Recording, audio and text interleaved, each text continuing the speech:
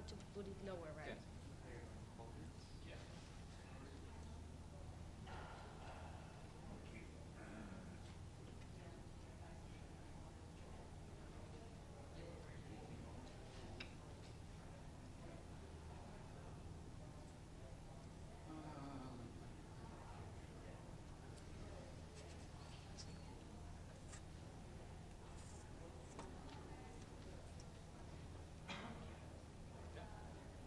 Yeah, it's okay over there.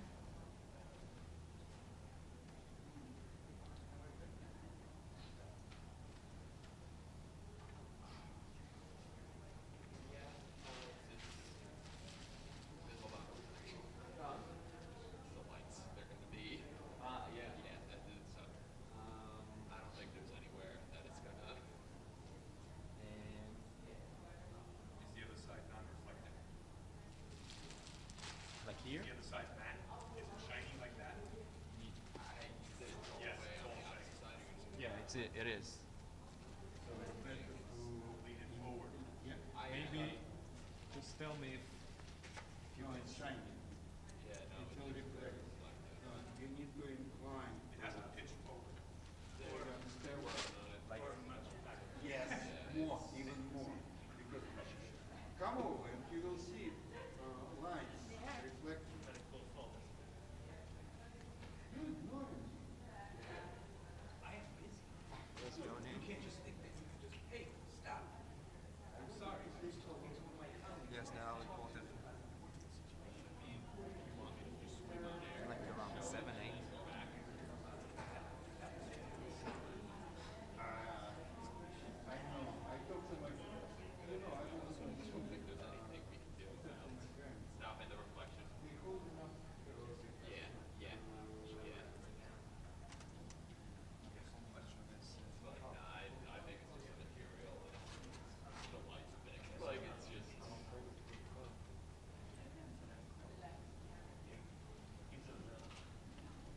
They're trying to tilt the easel to reduce it, but I don't know if there's anything that's gonna. יכול רגע להגיד לי אם זה, if we can see the light? Yes. You can see the No, but These, I think you need to aim it up, not down. Try. Let's just see the difference. incline towards us. I think that Right, more. it will fall. There's zero chance it will stay.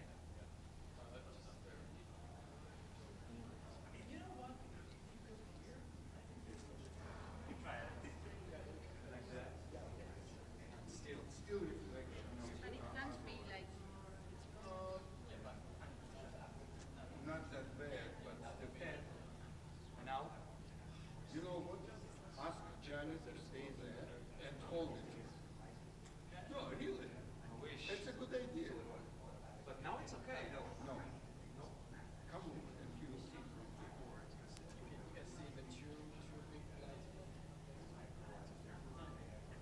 and can't it be like, like that? Like I move it a little bit here.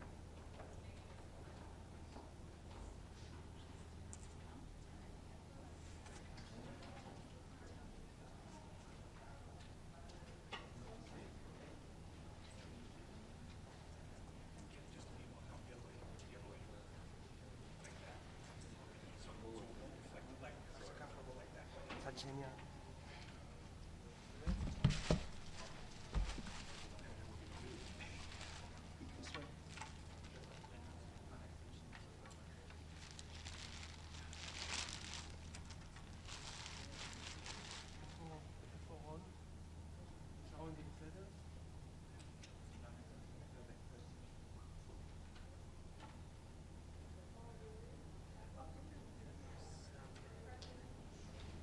Johnny, you're perfect. Hmm?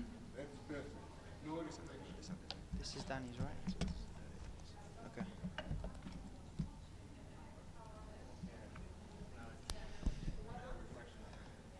Good morning, and thank you all for joining us for this special joint press stakeout.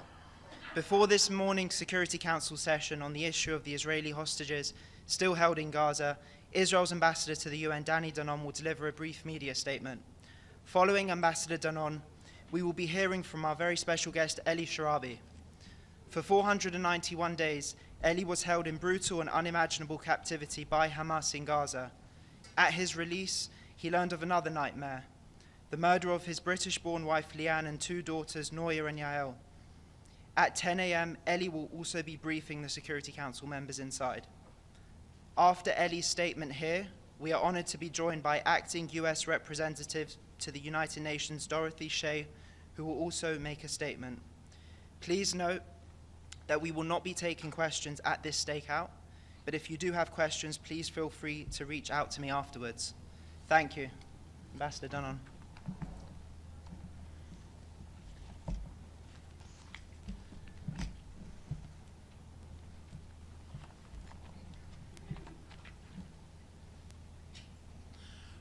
Good morning. Today we stand before you with a simple truth. The fight for the hostages is far from over. I would like to thank Ambassador Shai for standing with us today. Standing beside me is Eli Sharabi, a man whose life was shattered on October 7. Eli was taken from his home in Kibbutz Be'eri by Hamas terrorists, dragged into Gaza, and held underground for 491 days. For 491 days, he was beaten, starved, and tortured, chained like an animal in the darkness of Hamas's terror tunnels. When he was finally released, he returned to a nightmare. His wife, Leanne, and their two daughters, Noya and Yael, were murdered. His brother, Yossi, was murdered in captivity and still remains in Gaza, denied even the dignity of burial. Eli is here today because he survived. He is here to look into the eyes of those who have kept silent and tell them the truth. For too long, the UN has looked away.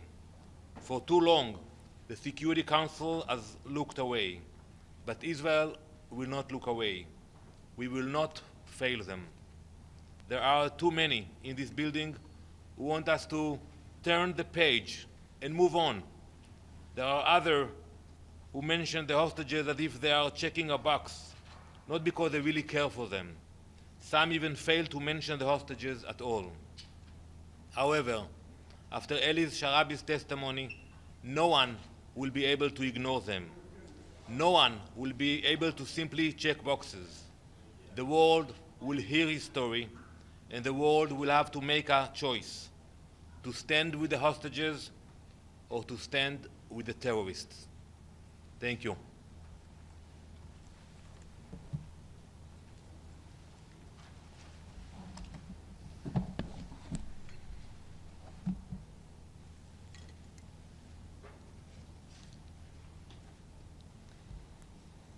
My name is Eli Sharabi. I am 53 years old. I've come back from hell. I've returned to tell my story. I used to live in Kibbutz Be'eri with my British-born wife, Leanne, and my daughters, Noya and Yael. It was a beautiful community. We were all passionate about creating the best life for our children and for our neighbors.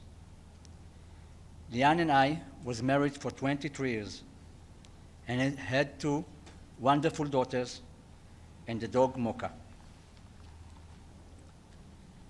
On October 7, my heaven turned to hell. Sirens began. Hamas terrorists invaded, and I was ripped away from my family, never to see them again. That morning, after the sirens began, I tried to reassure Leanne. The army will come. They always come, I told her, but they didn't. The terrorists infiltrated our community. The terrorists broke down our door. The dog barked, and the terrorists opened fire. My wife and I threw ourselves over our daughters, screaming for them to stop. They dragged me away as I called out to my girls, "I will be back." I had to believe that. I didn't know I should have said goodbye forever. Outside, my peaceful home was gone. Over 100 terrorists were laughing, celebrating, filming themselves in our gardens. They beat me as they dragged me toward Gaza.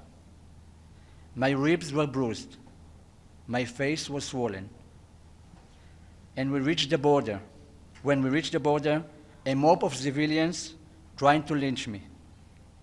They pulled me from the car, but the terrorists rushed me away into a mosque. I was their trophy. For 491 days, I was kept underground in Hamas terror tunnels, chained, starved, beaten, humiliated. The chains they kept me in tore into my skin from the moment I entered until the moment I was released. I was given almost no food, no water, and no mercy. I was treated worse than an animal. I was fed a piece of pita a day, maybe a sip of tea. I had to beg for food, beg to use the bathroom. Begging became my existence. And through it all, I held on to the hope that I would see my family again. When I was released on February 8, 2025, I weighed just 44 kilos. I had lost over 30 kilos. I arrived home and they told me my mother and sister were waiting for me. I said, "Get me my wife and daughters." And that was when I knew. They were gone. They had been murdered. My brother Yossi was murdered in captivity. He is still being held in Gaza, denied the dignity of burial. Just before my release, Hamas took pleasure in showing me a picture of my brother Yossi. They told me he was dead. It was like they had brought a massive hammer down on me. I refused to believe it. Where was the Red Cross when we needed them? Where was the United Nations? 491 days of torment, 491 days of starvation, of being chained underground. And no one came. No one in Gaza helped me. The civilians saw us suffering, and they cheered our kidnappers. They were definitely involved. I'm here today because I survived. But survival is not enough. Not when 59 hostages are still there. I was freed less than 6 weeks ago. I've come here to be the United Nations with a simple message. Bring them all home. I met President Trump at the White House and thanked him for securing my release and many others. I appreciate his efforts to free those still held. I told him we must bring them all home. I met with Prime Minister Starmer at 10 Downing Street. I told him as well, we must bring them all home. Now, I will stand before the United Nations Security Council to say this. No more excuses. No more delays. No more moral blindness. You cannot claim to stand for humanity and abandon those who are still in hell. I say now to every state, to every person in a position of power, to every person who has listened to me today, Bring them all home. Now. Thank you.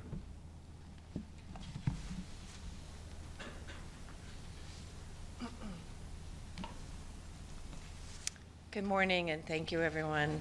And I want to express special gratitude and admiration for Mr. Eli Sharabi for being here today to provide a first-hand account illustrating the brutality of Hamas. And thank you also, Ambassador Danon. Your difficult but necessary testimony, Mr. Sharabi, will offer the Security Council an important perspective, reminding us all of how Hamas started this conflict on October 7th, 2023, with its horrific terrorist attack, wherein they took 250 people hostage. The United States is honored to have Mr. Sharabi here, and it is important for the Council to hear directly from hostages who were kept in Hamas captivity. They are witnesses and they are survivors whose testimony provides evidence of the barbarity of Hamas. Mr. Sharabi is particularly brave. He lost his wife, Lian, daughters, Noya and Yahel, brother Yossi, when Hamas murdered each one of them. His brother Yossi's body is still being held by Hamas in Gaza, as he just said. Despite this horrific ordeal and the extreme sorrow he is experiencing, he continues relentlessly to advocate for the release of all the hostages. His determination and his dedication to ensure others do not experience the same loss is inspiring. President Trump has been clear. Hamas must release all 59 hostages immediately, including American citizens, Idan Alexander, Itai Chen, Judith Weinstein Haggai, Gad Haggai, and Omer Nutra, or they will continue to pay a steep price. We will always stand with Israel as it defends itself and pushes to secure the release of all hostages from Hamas captivity. Thank you, and I now turn the podium back to Ambassador Danon. Thank you very much. We are all waiting to hear Eli in the Security Council in a few minutes, and we want to thank you and your brother Sharon for coming especially for this special event. Thank you very much.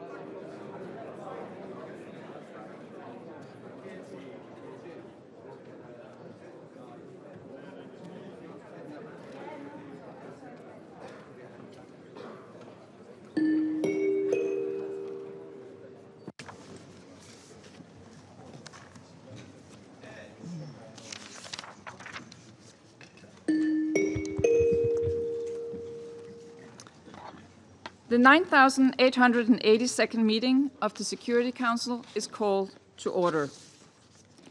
The provisional agenda for this meeting is the situation in the Middle East, including the Palestinian question. The agenda is adopted. In accordance with Rule 37 of the Council's Provisional Rules of Procedure, I invite the representative of Israel to participate in this meeting. It is so decided.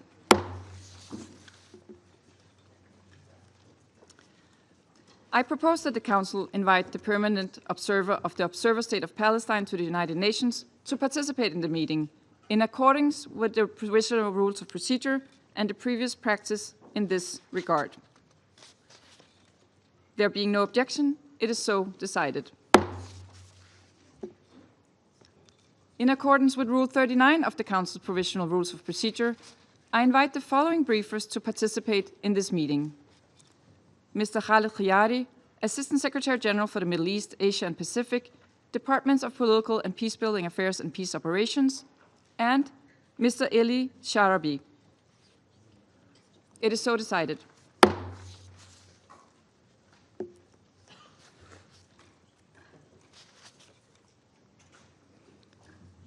The Security Council will now begin its consideration of item 2 of the agenda. I now give the floor to Mr. Khaled Khiyari. Madam President, members of the Security Council, thank you for the opportunity to brief the Council regarding the humanitarian situation faced by the remaining hostages in Gaza.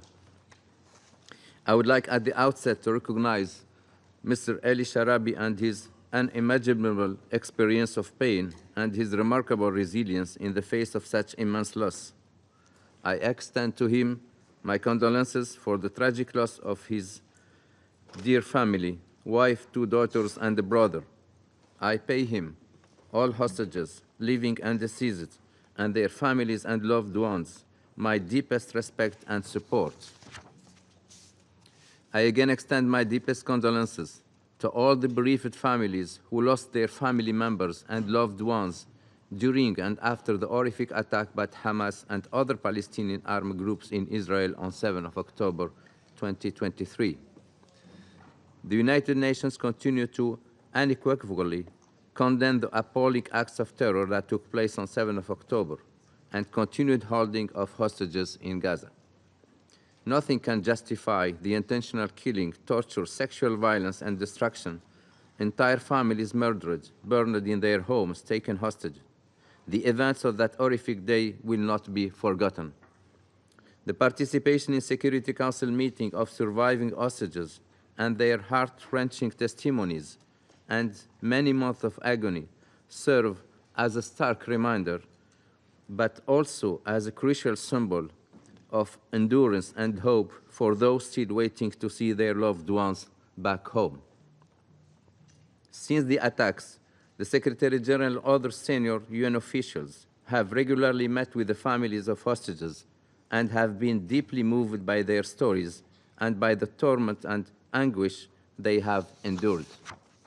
Madam President, the ceasefire and hostages release deal that took effect on 19 January offered a glimmer of hope and respite by reuniting 25 Israeli hostages with their loved ones and returning the remains of 8 deceased hostages who were killed on 7 October or while in captivity to their families. Their release and return were sadly also a moment of great anxiety, as most of the living hostages were paraded in front of crowds, and the coffins of the deceased, including those of 2 young children who were killed in captivity, were displayed publicly by Hamas and other Palestinian armed groups during appalling ceremonies that violated international law. The United Nations has repeatedly condemned the parading of coffins containing the bodies of dead Israeli hostages and public displays accompanying the release of living and deceased hostages, including statements made under duress. As of today, at least 59 hostages, alive and deceased, including Eli's brother body, Yossi Sharabi, are still being held captive by Hamas and other Palestinian armed groups. The testimonies of those released provide terrifying accounts of their captivity, including physical and psychological torture, sexual violence, and deprivation, indicating that those left behind continue to suffer in horrific conditions, exposed to trauma and suffering since their abduction. The hostages must be released immediately and unconditionally. Until their release, they must be allowed to receive visits and support from the International Committee of the Red Cross, and they must be treated with dignity and respect in line with humanitarian principles. Madam President, the resumption of hostilities on 18th of March adds further despair and uncertainty for those remaining hostages, their families, and their loved ones. This resumption of hostilities amidst significant Israeli airstrikes in Gaza has also been devastating for the civilian population in the Strip. Hundreds of Palestinians have been killed, including women and children. Since the resumption of hostilities, one United Nations Office for Project Services, UNOPS, staff member has also been killed and several have been injured. Commissioner General of the United Nations Relief and Works Agency Lazzarini also informed that in the past few days, another 5 UNRWA staff have been confirmed killed. I reiterate that civilians must be protected, including personnel. The rights and dignity of all those affected by the conflict, whether in Israel, the occupied Palestinian territory, or elsewhere, must be respected and protected. We call on all parties to uphold their obligations under international humanitarian law and international human rights law. The return to hostilities threatens all civilians in Gaza. I echo the Secretary General's call for the resumption of serious negotiations, for the ceasefire to be respected, for unimpeded humanitarian assistance to be re-established, and for the remaining hostages to be released immediately and unconditionally. With every passing day, we move further away from the objective of returning the remaining hostages safely to their homes.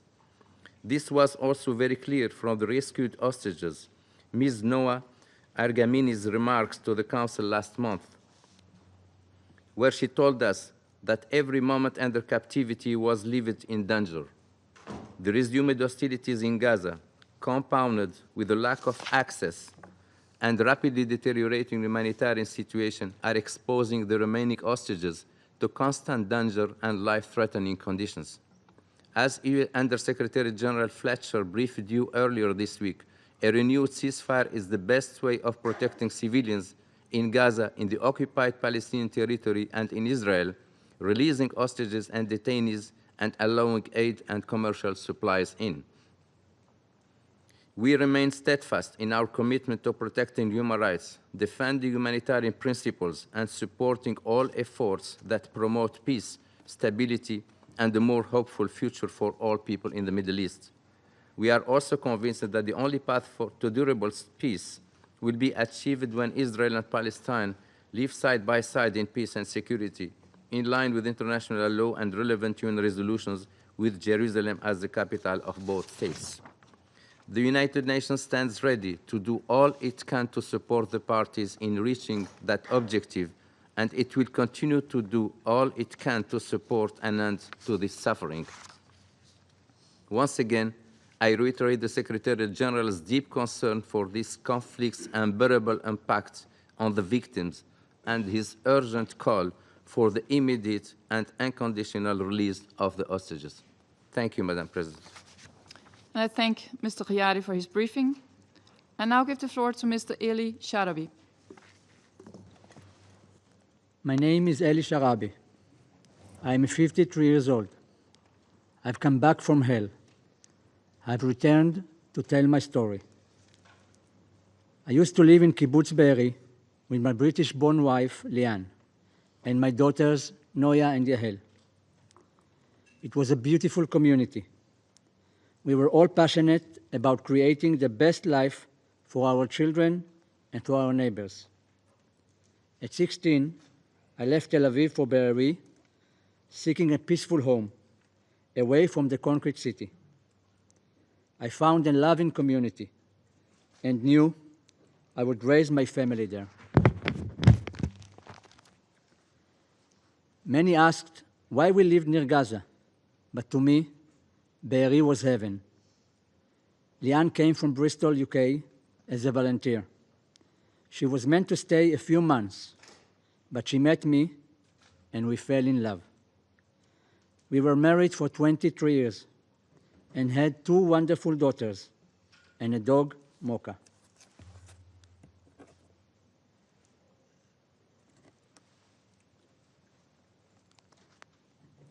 On October 7, my heaven turned to hell. Sirens began.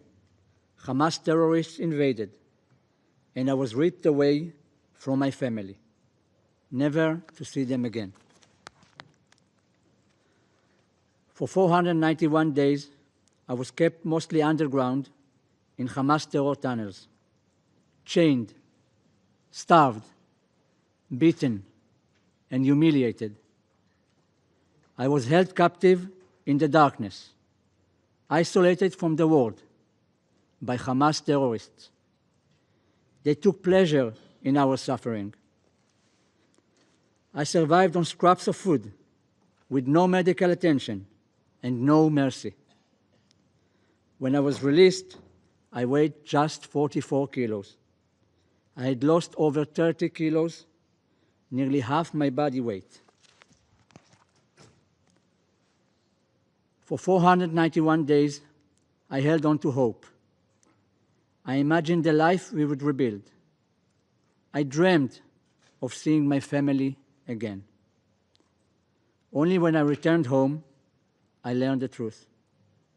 My wife and my daughters had been slaughtered by Hamas terrorists on October 7.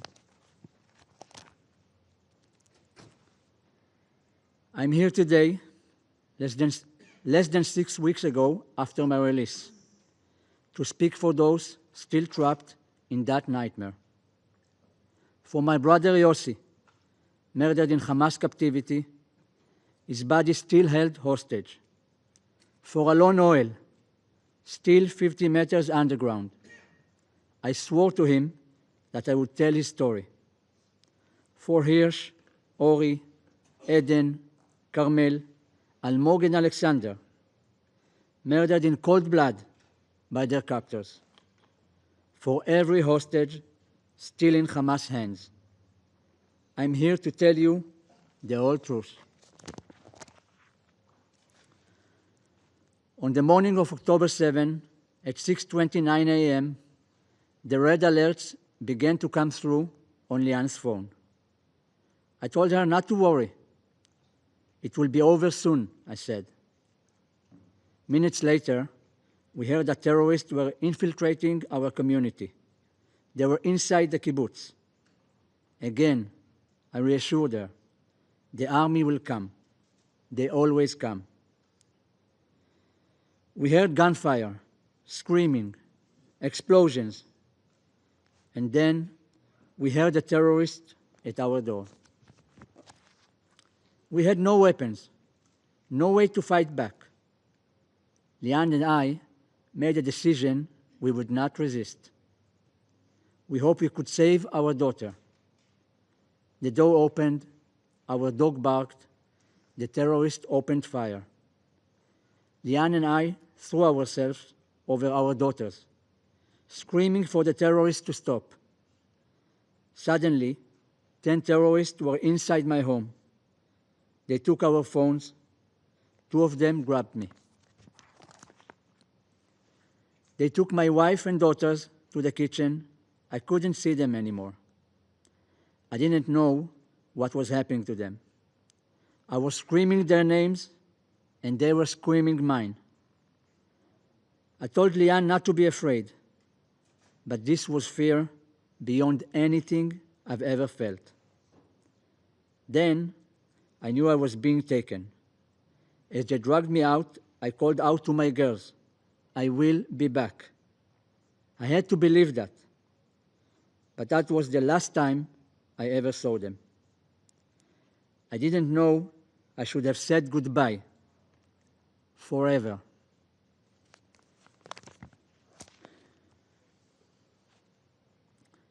Outside was like a war zone. My peaceful home, my slice of heaven, was gone. I saw over 100 terrorists filming themselves, celebrating, laughing, partying in our gardens as they massacred my friends and neighbors. They dragged me out, they dragged me to the border, beating me the whole way. My face was swollen, my ribs bruised. When we arrived in Gaza, a mob of civilians trying to lynch me. They pulled me from the car, but the terrorists rushed me away into a mosque. I was their trophy. I thought about Lian, Noya, and Yael. Were they still alive? For the first 52 days, I was held in an apartment. I was tied up with ropes. My arms and legs were tied so tightly, the ropes tore into my flesh. I was given almost no food, no water, and I couldn't sleep. The pain was unbearable. Sometimes I would just faint from the pain, only to wake up to that pain again and again.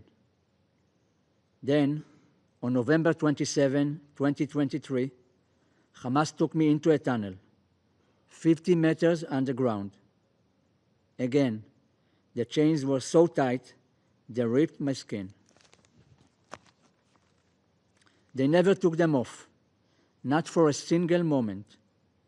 Those chains tore at me until the day I was released. Every step I took was no more than 10 centimeters. Every walk to the bathroom took an eternity. I cannot begin to describe the agony. It was hell.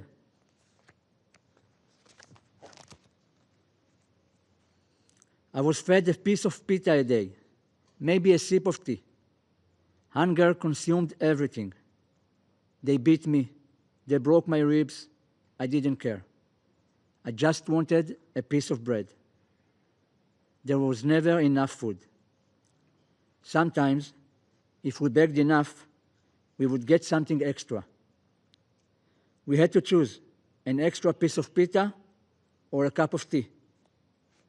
Sometimes they threw us dry dates, and it felt like the greatest gift in the world.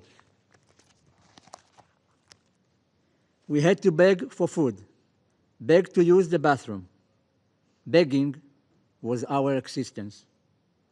We strategized over every meal.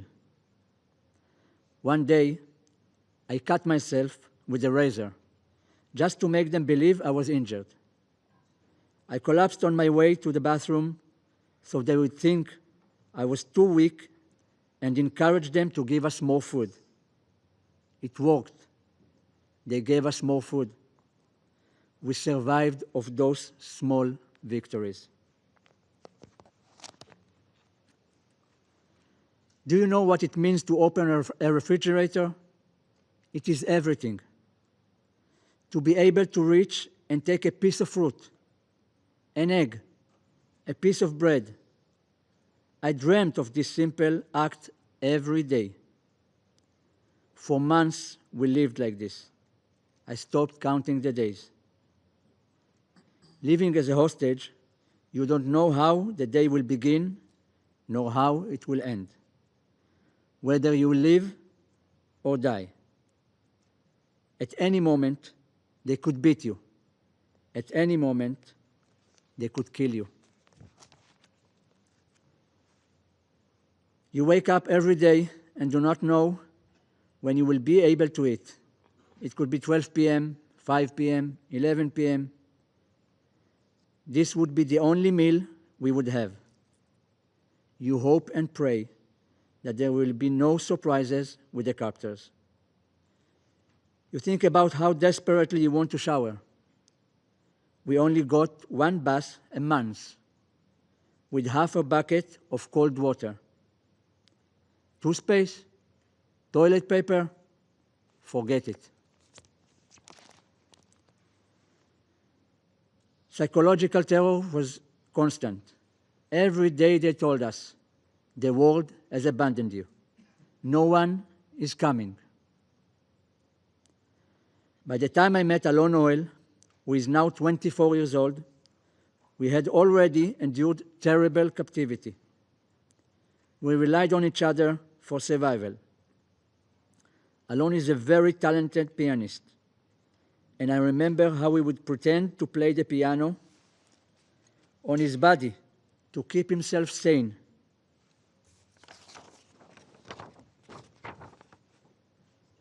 He doesn't look like anymore like that.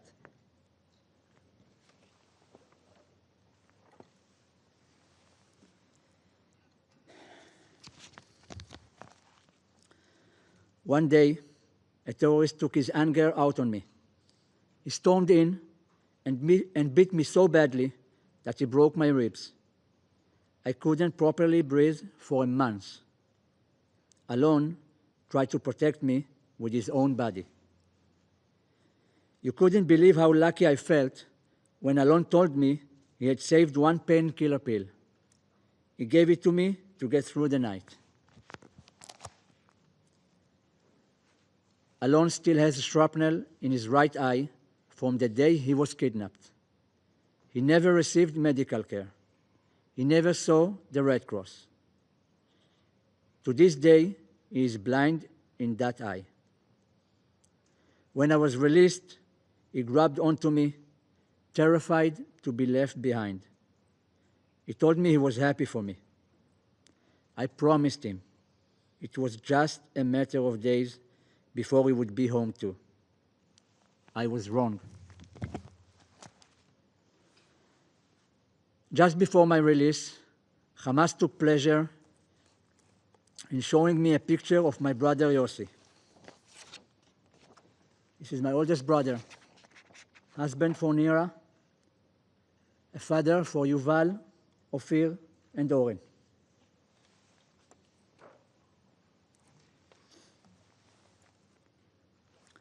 They told me he was dead.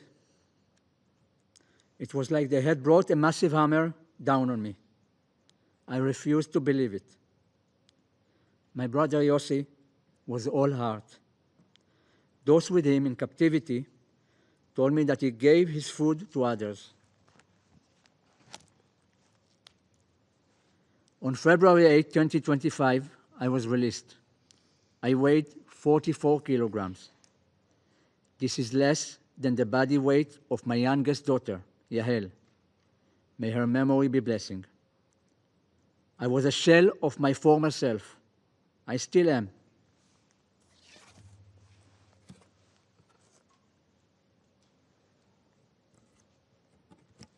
I couldn't believe how I looked.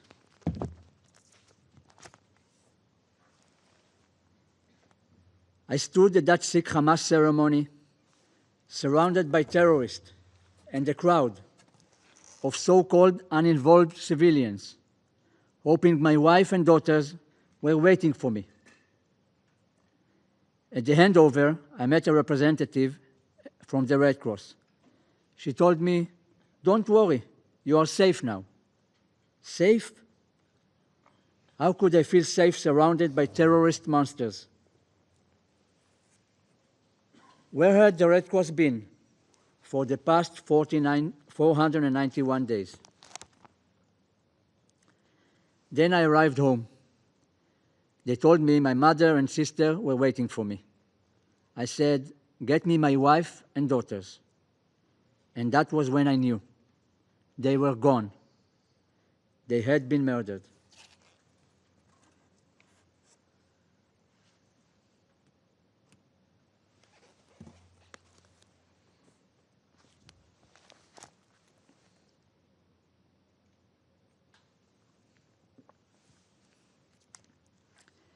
I'm here today because I survived and I prevailed. But that is not enough. Not when Alon Oel is still there. Not when 59 hostages are still there.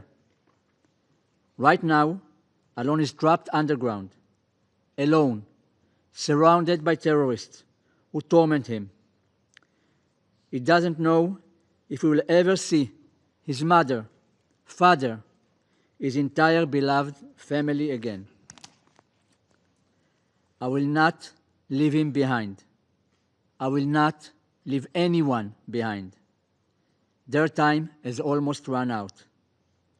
I'm here before you now to give my testimony and to ask, where was the United Nations? Where was the Red Cross? Where was the world?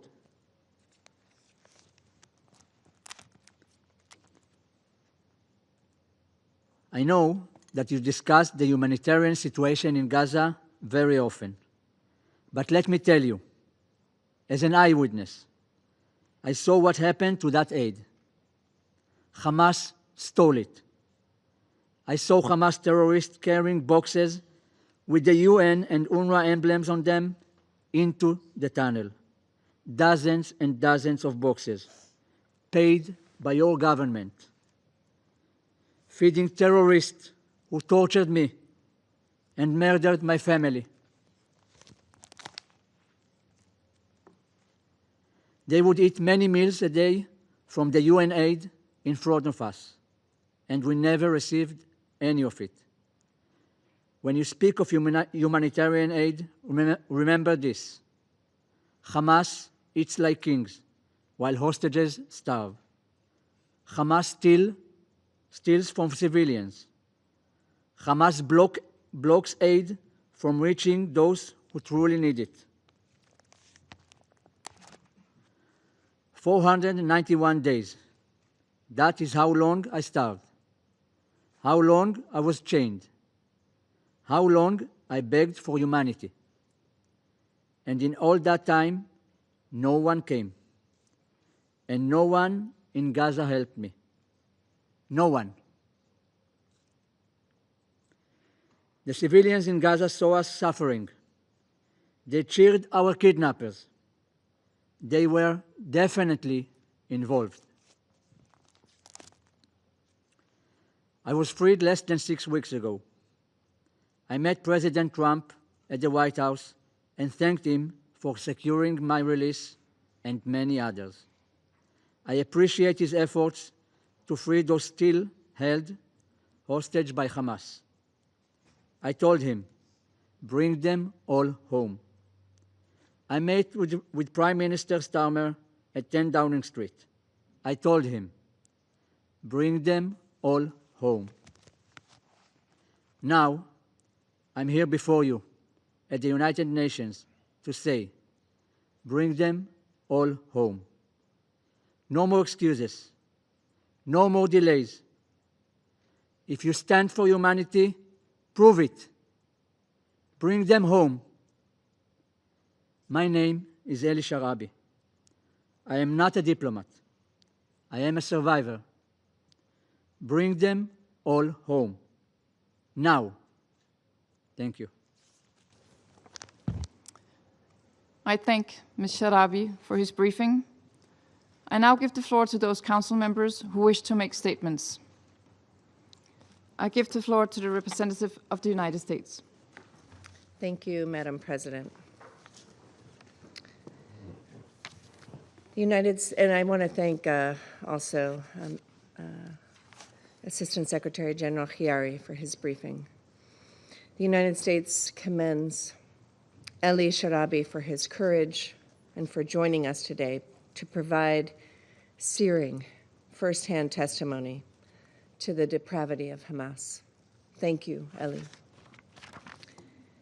Eli, I offer you our sincere condolences on the unspeakable loss you have suffered of your wife, Lian, and daughters, Noya and Yahel, as well as your brother, Yossi.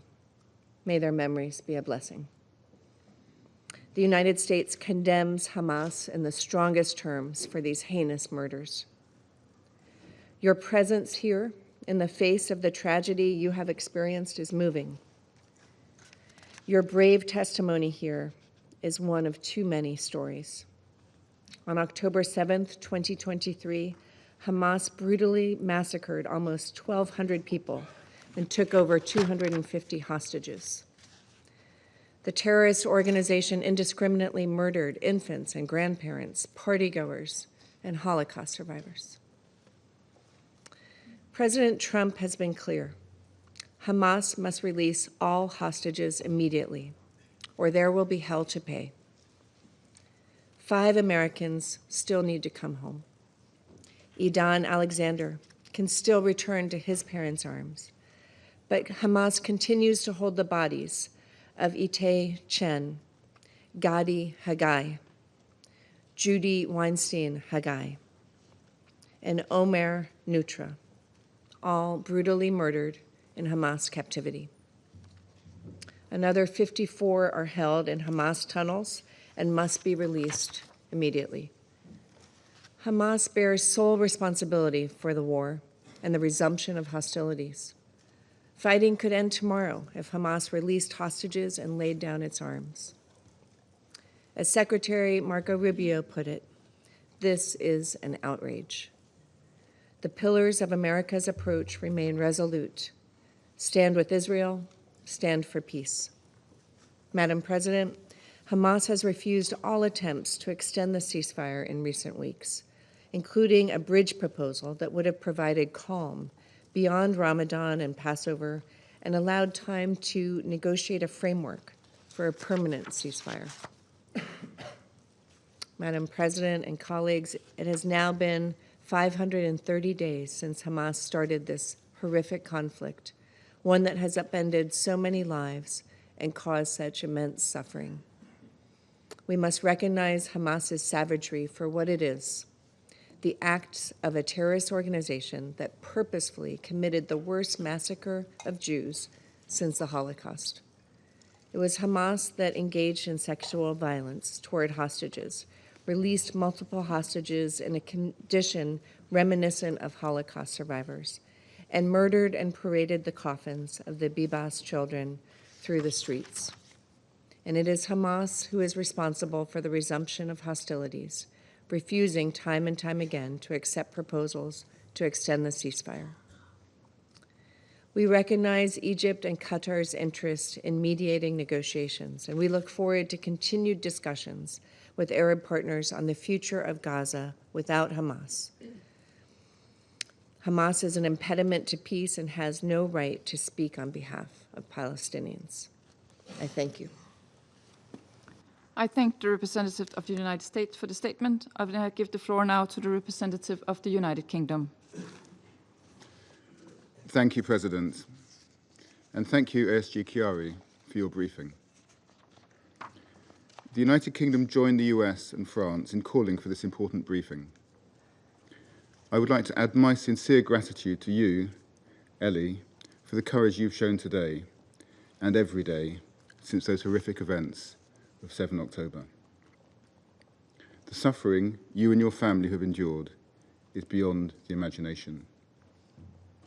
Hamas must be held accountable for their despicable actions, including the murder of your wife, Leanne, a British national, and your 2 daughters. Your powerful testimony also serves as a reminder of the anguish that the remaining hostages held by Hamas continue to endure. This Council has called for the immediate and unconditional release of all hostages in all 4 of our resolutions since October 7. I repeat that call today. This includes the release of hostage of Nathan Orr and the return of deceased hostages Shay Levinson and Ellie's brother, Yossi Sharabi, who also have strong links to the UK. We also remain deeply concerned by the appalling treatment of hostages during their captivity, as we have heard from Ellie today, and the shocking images we have seen around their release. In its dedicated reports, the UN has concluded that there were reasonable grounds to suspect sexual violence occurred during the 7th October attacks. President, the UK is also deeply concerned at reports of sexual and gender-based violence against Palestinian detainees by Israeli forces. These allegations must be fully investigated. We reiterate our call for the International Committee of the Red Cross to be granted unfettered and immediate access to the hostages in Gaza and Palestinian detainees. Granting ICRC access is a clear obligation under international humanitarian law. The suffering in Gaza has gone on for far too long. Just yesterday, we heard the tragic news that a UN compound in Deir al-Balah was hit, killing and injuring humanitarian workers, including a British national. Our thoughts are with the victims and their families. And as my Foreign Secretary has said, this appalling incident must be investigated transparently, and those responsible held to account. The protection of the UN and humanitarian workers is non-negotiable. And Israel must facilitate a rapid and unhindered resurgence in the flow of aid. We condemn the unacceptable statements from Defence Minister Katz warning of the total destruction of Gaza. President, both Israel and Hamas agreed to a ceasefire deal in January, which provided for the release of all hostages through the 3 phases of the deal. With the Israeli airstrikes this week, which have killed so many Palestinian civilians, that deal has fallen apart. And with it, the best chance we had seen to return the hostages to their families and end the suffering. We call on the parties to urgently return to this deal, for the sake of the hostages and their families who continue to wait in agony for news of their loved ones, and for the sake of the Palestinians in Gaza, who have already suffered terribly. Diplomacy must be the way forward, not bloodshed. I thank you. I thank the representative of the United Kingdom for the statement. I now give the floor to the representative of France. Merci, Madame la Présidente. Je remercie tout d'abord Monsieur le Sous-secrétaire général pour son exposé. Et je remercie Monsieur Eli Charabi pour son témoignage poignant. À Genève, dans mes précédentes fonctions, j'ai eu le triste privilège de rencontrer souvent familles et proches des otages pour exprimer la solidarité de la France et sa détermination à aider à la libération de toutes et tous. Recevez, Monsieur Charabi, l'expression de ma solidarité et de mon respect au nom de mon pays. Recevez nos condoléances les plus profondes pour la perte que vous avez subie, la perte de celle que vous aimiez. Sachez que nous sommes d'autant plus solidaires que des Français aussi ont été détenus. L'un est revenu, l'autre ne reviendra jamais. Madame la Présidente, jamais nous n'oublierons le traumatisme subi par les otages, leurs familles et le peuple israélien lors des attaques terroristes commises par le Hamas et d'autres groupes terroristes le 7 octobre 2023, attaque qui constitue le pire massacre antisémite depuis la Shoah. Ce Conseil doit aussi les condamner d'une seule voix. Et la France continuera d'agir sans relâche pour la libération de tous les otages. Elle dénonce le calvaire qu'ils ont vécu, qu'ils vivent. Ces otages sont des civils innocents. Ils sont utilisés par le Hamas avec un cynisme et une cruauté confondantes. Ils ont été et sont détenus en captivité dans des conditions inhumaines, soumis à des actes de torture qui constituent autant de crimes sans nom. Jamais le Hamas n'a accepté de respecter les lois du droit humanitaire, que ce soit le respect de la dignité des personnes ou simplement l'accès du CICR aux otages comme ils en ont le devoir. Tous les otages doivent être libérés, c'est une priorité absolue. Ils doivent l'être dans la dignité et sans condition. Le Hamas doit mettre un terme aux traitements dégradants et humiliants infligés aux otages. La scénarisation de ces libérations, qui s'ajoute au traumatisme déjà subi, renvoie à des heures sombres de l'histoire. La France réitère sa solidarité sans faille avec les otages, leurs familles et leurs proches. Madame la Présidente, nous reconnaissons le droit d'Israël à protéger ses habitants. le devoir d'Israël d'assurer la protection de son pays et de son peuple. Nous reconnaissons le droit d'Israël à se défendre. Nous condamnons une nouvelle fois les récentes attaques à la roquette du Hamas contre Israël et nous condamnons sans aucune forme de restriction le recours du Hamas à la torture, à la violence aveugle. Mais est-ce en infligeant de nouvelles souffrances à la population palestinienne qu'Israël sera plus sûr ? La reprise des bombardements israéliens, au nom de la libération des otages, n'est pas la solution. Au contraire, et la France la condamne. Le blocus humanitaire à nouveau imposé par les autorités israéliennes à Gaza doit cesser. Par ailleurs, la France condamne l'attaque contre un bâtiment des Nations Unies dans la bande de Gaza le 19 mars, qui a causé la mort d'un employé d'UNIROPS et grièvement blessé plusieurs autres. Elle adresse ses condoléances aux proches de la victime et aux Nations Unies. Elle souhaite un prompt rétablissement aux blessés.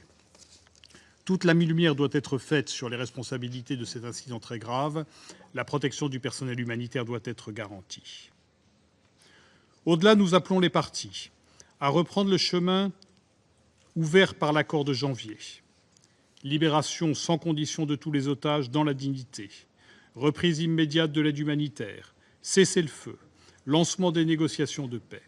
Nous apportons tout notre soutien aux efforts des États-Unis, de l'Égypte, du Qatar, pour que soit retrouvé le chemin du cessez-le-feu. Et seul un règlement politique global du conflit israélo-palestinien permettra aux Israéliens et aux Palestiniens de vivre côte à côte, en paix et en sécurité.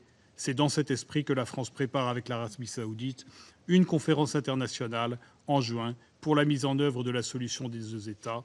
Elle aura lieu ici à New York. Je vous remercie. The representative of France for the statement, and I give the floor to the representative of Somalia.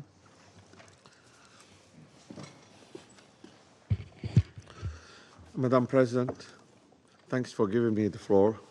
I begin by expressing our sincere appreciation to ASG Khiari for his briefings on this latest development. I also listened to Mr. Ali Sharabi's statement and wish to express my sincere condolence to him for the loss of his loved ones.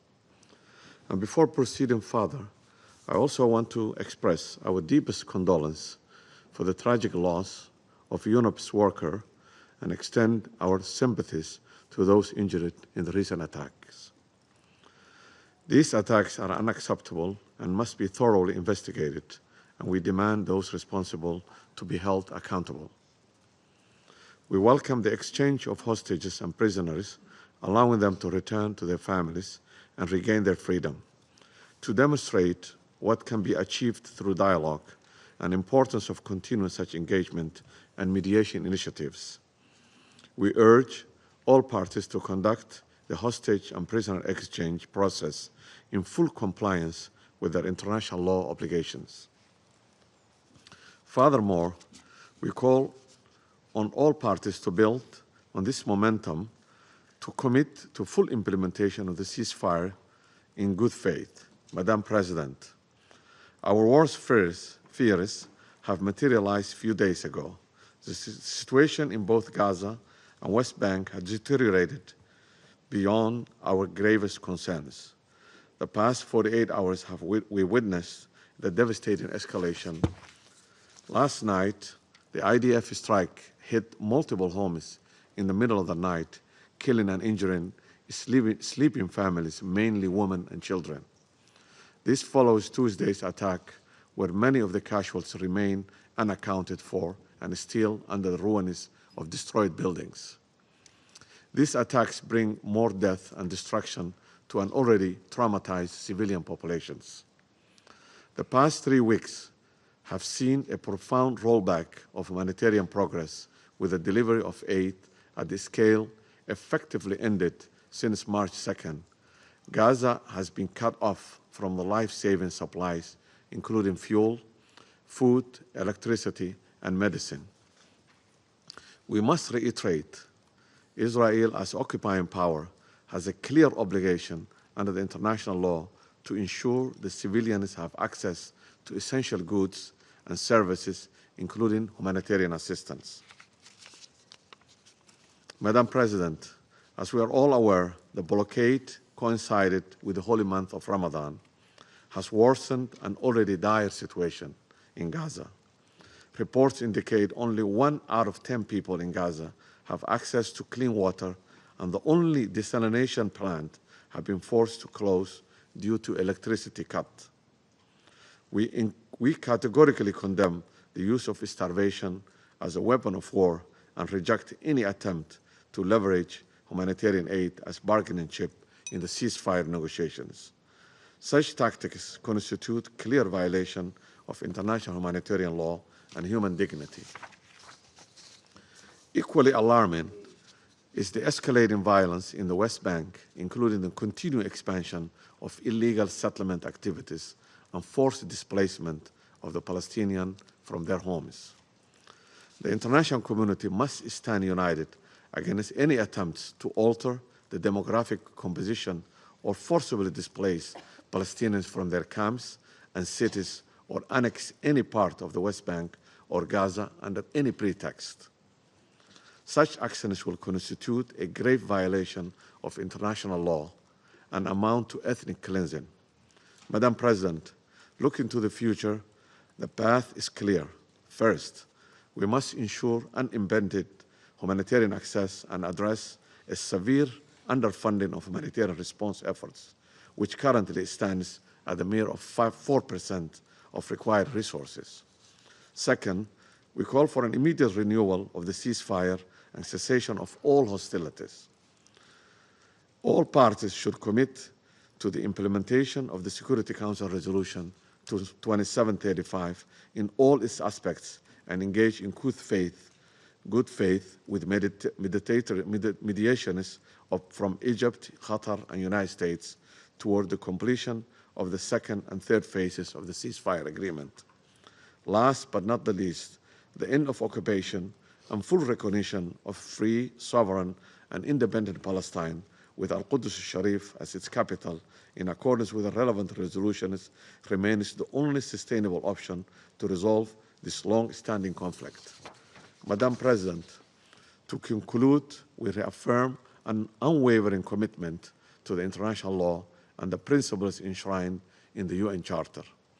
The path forward requires our collective duty to immediate action to demand accountability, uphold justice, and work toward a future where Palestinian children no longer grow up under the shadow of war, but rather can live in peace, dignity, and prosperity in their land with their loved ones. I thank you. I thank the representative of Somalia for the statement. I give the floor now to the representative of Panama. Gracias, señora Presidente. Panamá saluda la convocatoria de esta sesión y agradece al subsecretario general para Medio Oriente, Asia y el Pacífico, Mohamed Khaled Kiari, por la información que ha compartido. Panamá también desea reconocer la presencia y la valentía del señor Eli Sharabi, cuya dramática experiencia refleja el profundo sufrimiento que este conflicto ha impuesto a tantas familias. Su conmovedora historia es un testimonio del inmenso costo humano de esta tragedia. Eli fue liberado tras 16 largos y dolorosos meses de cautiverio en Gaza, cuyos rigores nos acaba de describir. Pero, lamentablemente, no pudo regresar a su casa con su familia, porque su hogar había dejado de existir. Sin que él lo supiera, su esposa y sus hijas habían sido brutalmente asesinadas tras los inhumanos ataques de Hamas del 7 de octubre. Su hermano Yossi sigue desaparecido. Ese ataque, que marcó el inicio de esta tragedia humana, se cobró la vida de aproximadamente 1.200 personas y resultó en el secuestro de unas 250 personas. Al igual que Eli, 59 rehenes siguen privados de su libertad en Gaza, de los cuales se estima que solo 24 de ellos permanecen aún con vida, haciéndole frente a una realidad igualmente dolorosa e incluso peor. Estas personas no pueden seguir siendo víctimas del extremismo por parte de Hamás. Exigimos, una vez más, la liberación inmediata e incondicional de todos los rehenes que debieron haber sido liberados hace tiempo y que nunca debieron haber sido aprehendidos. Así como Eli Sharabi perdió a su familia y su hogar, miles de otras personas civiles en Gaza enfrentan hoy una realidad similar. Más de 49.000 muertos y decenas de miles de heridos. Los que han sobrevivido lo hacen en medio del dolor y la desesperación, enfrentando cada día la angustia de no tener acceso a alimentos, medicinas ni servicios básicos. Esta severa condición agrava cada día la vida de miles de inocentes que no pidieron ni merecen esta guerra. Tras semanas de relativa y frágil calma que ofreció un paréntesis de esperanza, la interrupción del alto al fuego el pasado 2 de marzo ha sumido nuevamente a la franja en una espiral de violencia, causando un aumento significativo en el número de víctimas que profundiza la prolongada crisis humanitaria y ha puesto en mayor riesgo la seguridad de la vida de los rehenes que permanecen en Gaza. No podemos olvidar a los 284 miembros del personal humanitario de Naciones Unidas que han perdido la vida en Gaza desde el 7 de octubre de 2023. Su valentía y dedicación, demostradas al continuar su labor pese a los enormes riesgos que enfrentan a diario, merecen nuestro más profundo reconocimiento. Panamá rinde homenaje a su entrega y reafirma su firme apoyo al trabajo invaluable que realizan en condiciones extremas para salvar vidas y aliviar el sufrimiento humano. Señora Presidente, Panamá considera que el pueblo palestino en Gaza merece un liderazgo comprometido con la paz, la seguridad y el respeto a los derechos humanos. Cualquier solución política que permita construir un futuro sostenible para Gaza debe estar libre de la influencia de quienes promueven la violencia y el extremismo. Esta espiral de violencia ha sido alimentada por años de desconfianza y decisiones que han dejado de lado la búsqueda genuina de la paz. Cada vez que se impone el extremismo sobre el entendimiento, se forma un nudo que estrangula con fuerza el sufrimiento de quienes menos culpa tienen, las poblaciones civiles. Ese nudo, alimentado por años de desconfianza y posturas intransigentes, se ha vuelto tan rígido que ahoga cualquier posibilidad de acuerdos y agrava aún más el dolor de inocentes. Cuando ese nudo revienta, no lo hace en silencio. Estalla con el dolor desgarrador de madres, padres, hermanos e hijos que lloran en la desesperación de una pérdida irreparable. Es el triste eco de familias enteras, tanto israelíes como palestinas, que ven cómo sus vidas se desgarran una y otra vez por la violencia y el odio que se resiste a ceder. Señora Presidente, este conflicto no puede seguir el mismo camino. Es imperativo que se demuestre voluntad política constructiva, que afloje esa tensión y permita abrir caminos para la paz. En ese camino, Panamá tendrá su firme respaldo a la vía diplomática como la única opción para restaurar el alto al fuego que garantice la firme protección de los civiles y el personal humanitario, la liberación inmediata e incondicional de todos los rehenes y el acceso de ayuda humanitaria sin restricciones.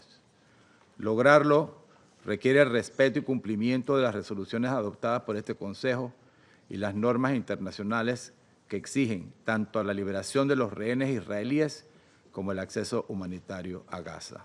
Muchas gracias. I thank the representative of Panama for the statement, and I give the floor now to the representative of China. 主席，我感谢基亚利副秘书长的通报，我也感谢沙拉比先生的发言。我们对你的遭遇和失去亲人的痛苦表示同情。15个月的冲突使加沙面目全非，使许多人遭受了难以承受的痛苦。我们衷心希望所有的痛苦都可以结束，希望所有人质和被扣押人员尽快获释，希望加沙恢复和平。但局势发展事与愿违。以色列从3月17日开始实施大规模空袭，在加沙重新挑起战火，使停火协议崩溃，制造了更多的痛苦和死亡。中方对此表示严重关切。把加沙置于炮火威胁之下，恐怕不会让人质更安全。事实上，我们听到一些人质家属也很担心，重开战火将让人质更加危险。希望维持停火，有利于人质早日回家。残酷事实已经证明，实现持久停火是拯救生命、让人质回家的最好方式。我们敦促以色列放弃使用武力的执念，停止对加沙的军事行动。希望停火协议的保障国秉持公正、负责任的态度，采取行动，推动停火协议3阶段连贯落实，在加沙实现持久停火。加沙民众在躲避战火的同时，正在遭受严峻的人道灾难和流离失所之苦。以色列先后切断加沙物资准入和电力供应，并在多地发布强制撤离令。这是对200万平民的实施的集体惩罚，没有任何正当理由。禁止人道物资进入加沙，可能也会使剩余的人质被剥夺生存下去的基本需求。以色列作为占领方，应该履行国际人道法义务，立即解除封锁，全面恢复加沙的人道物资准入。我们也重申反对任何针对联合国人员和人道工作者的袭击。主席，每个人的生命都是宝贵的。巴勒斯坦人民和以色列人民享有平等的生存权利和发展权利。巴以冲突几十年循环往复，让双方几代人生活在阴影之中。只有全面落实两国方案，实现巴勒斯坦独立建国，实现巴以两国和平共处，才能持久保障巴勒斯坦人民和以色列人民的安全和福祉。我们呼吁国际社会加大努力，推进落实两国方案的政治进程。中方将发挥建设性作用，为恢复中东地区和平，实现巴勒斯坦问题全面、公正、持久解决，做出不懈努力。谢谢主席。I thank the representative of China for the statement, and I give the floor to the representative of the Republic of Korea. Thank you, Madam President. I also thank ASC Chiari for his detailed briefing. I also thank Mr. Eli Sharabi for your powerful testimony to your unspeakable suffering. And I'd like to convey my government, the Republic of Korea's deepest condolences for your loss of your beloved ones. Madam President, we still vividly remember the horror that shocked the entire globe on October 7, 2023, when a peaceful holiday morning in southern Israel suddenly changed into a nightmare. More than 1,200 Israeli citizens, including children, were brutally murdered by Hamas, and 251 innocent Israelis were forcibly kidnapped. These horrific terrorist attacks, unjustifiable under any excuse, left unforgettable trauma to Israelis. We once again repeat our strong condemnation on the terrorist attacks by Hamas on that dark day. As we speak now, 59 hostages, living or dead, are still held in Gaza. And we are frightened that more than 30 out of 59 hostages are presumed dead. The taking of hostages, as well as degrading treatment to them, is strictly prohibited under international humanitarian law. However, it is outrageous that hostages held by Hamas have experienced serious and extreme mistreatment, including being bound, starvation, and sexual violence. These indefensible crimes must be held accountable. There can be no impunity. Last month, we heard in this chamber another powerful testimony by the former hostage Ms. Noa Argamani. In her harrowing statement, she told us that the lives of the Israeli people cannot go on without those hostages still held in Gaza. Talking about her partner, who is still held by Hamas, she stressed that the deal must go on in full. We call on all parties to this conflict to pay the utmost attention to her desperate voice. With the renewed offensive in Gaza that started on Tuesday, we now hear once again the clear outcries of hostage families and released hostages, including Mr. Sharabi, who emphasized again and again, bring the remaining hostages home. Madam President, while we demand unconditional and immediate release of all hostages, we note that the most realistic way to ensure their safety and freedom is through the deal to secure the release of hostages and ceasefire in Gaza. Thus, we call on Israel to exercise restraint.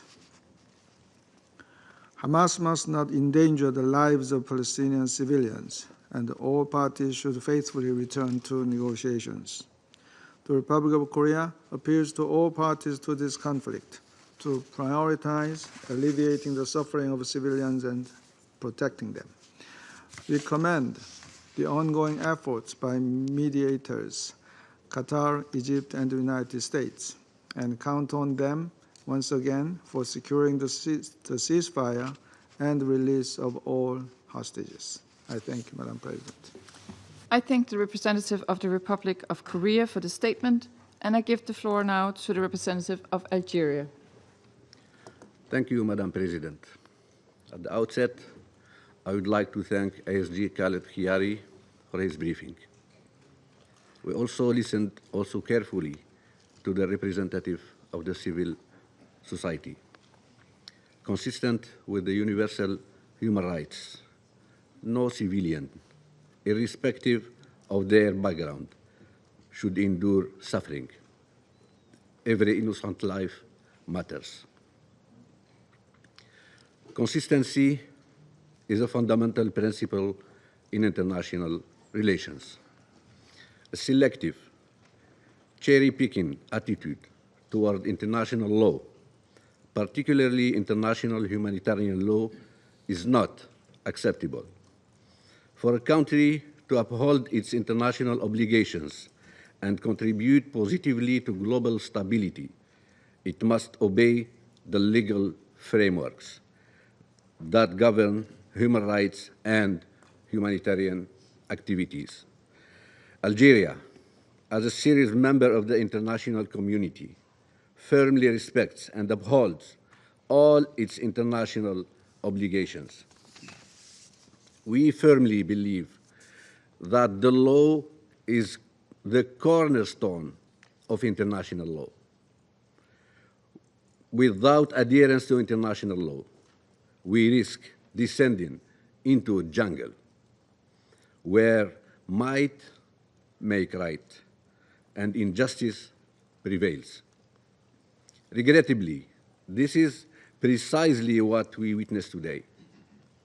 In the occupied Palestinian territories, what we see unfolding before us is not the rule of law, but rather an environment where no rules are respected and basic human dignity is disregarded.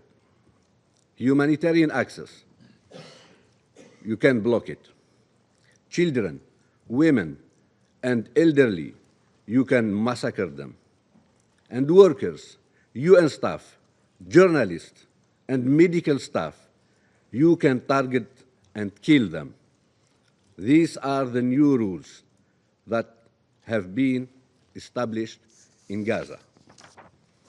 Madam President, since October the 7th, members of this Council have constantly adopted resolutions calling for the release of all hostages. We have easily reached agreement on this matter, but we have failed to achieve one crucial call: the immediate and permanent ceasefire. Today, this is the cause of the suffering endured by all people in Gaza. The failure to impose this essential measure prolonged the pain and devastation in Gaza, the pain on all sides. Madam President, international humanitarian and human rights law guarantees the rights of individuals in captivity, ensuring their dignity and human treatment. Moreover, the principle of non-reciprocity, a cornerstone of international humanitarian law, prohibits revenge or retaliation. Even during times of conflict, the protection of human dignity must remain a priority. Suffering cannot justify another suffering. However, it is with great regret that we observe the Israeli occupying powers' blatant disregard for these fundamental principles. To illustrate this, first, over 9,500 Palestinians are currently detained in Israeli prisons, with more than 3,400 held under administrative detention, without charges or trial. Why are these individuals arrested? What legal ground justify their detention? Second, since October 7th, the Israeli occupying authorities have cut off all cooperation with the ICRC, rendering detainees disappeared. Third, one of the most grotesque violations involves the Israeli practice of holding the bodies of dead Palestinians. Before October 7th, the number of such bodies was estimated at approximately 400, some dating back as far as the 80s. Today, the number exceeds 600.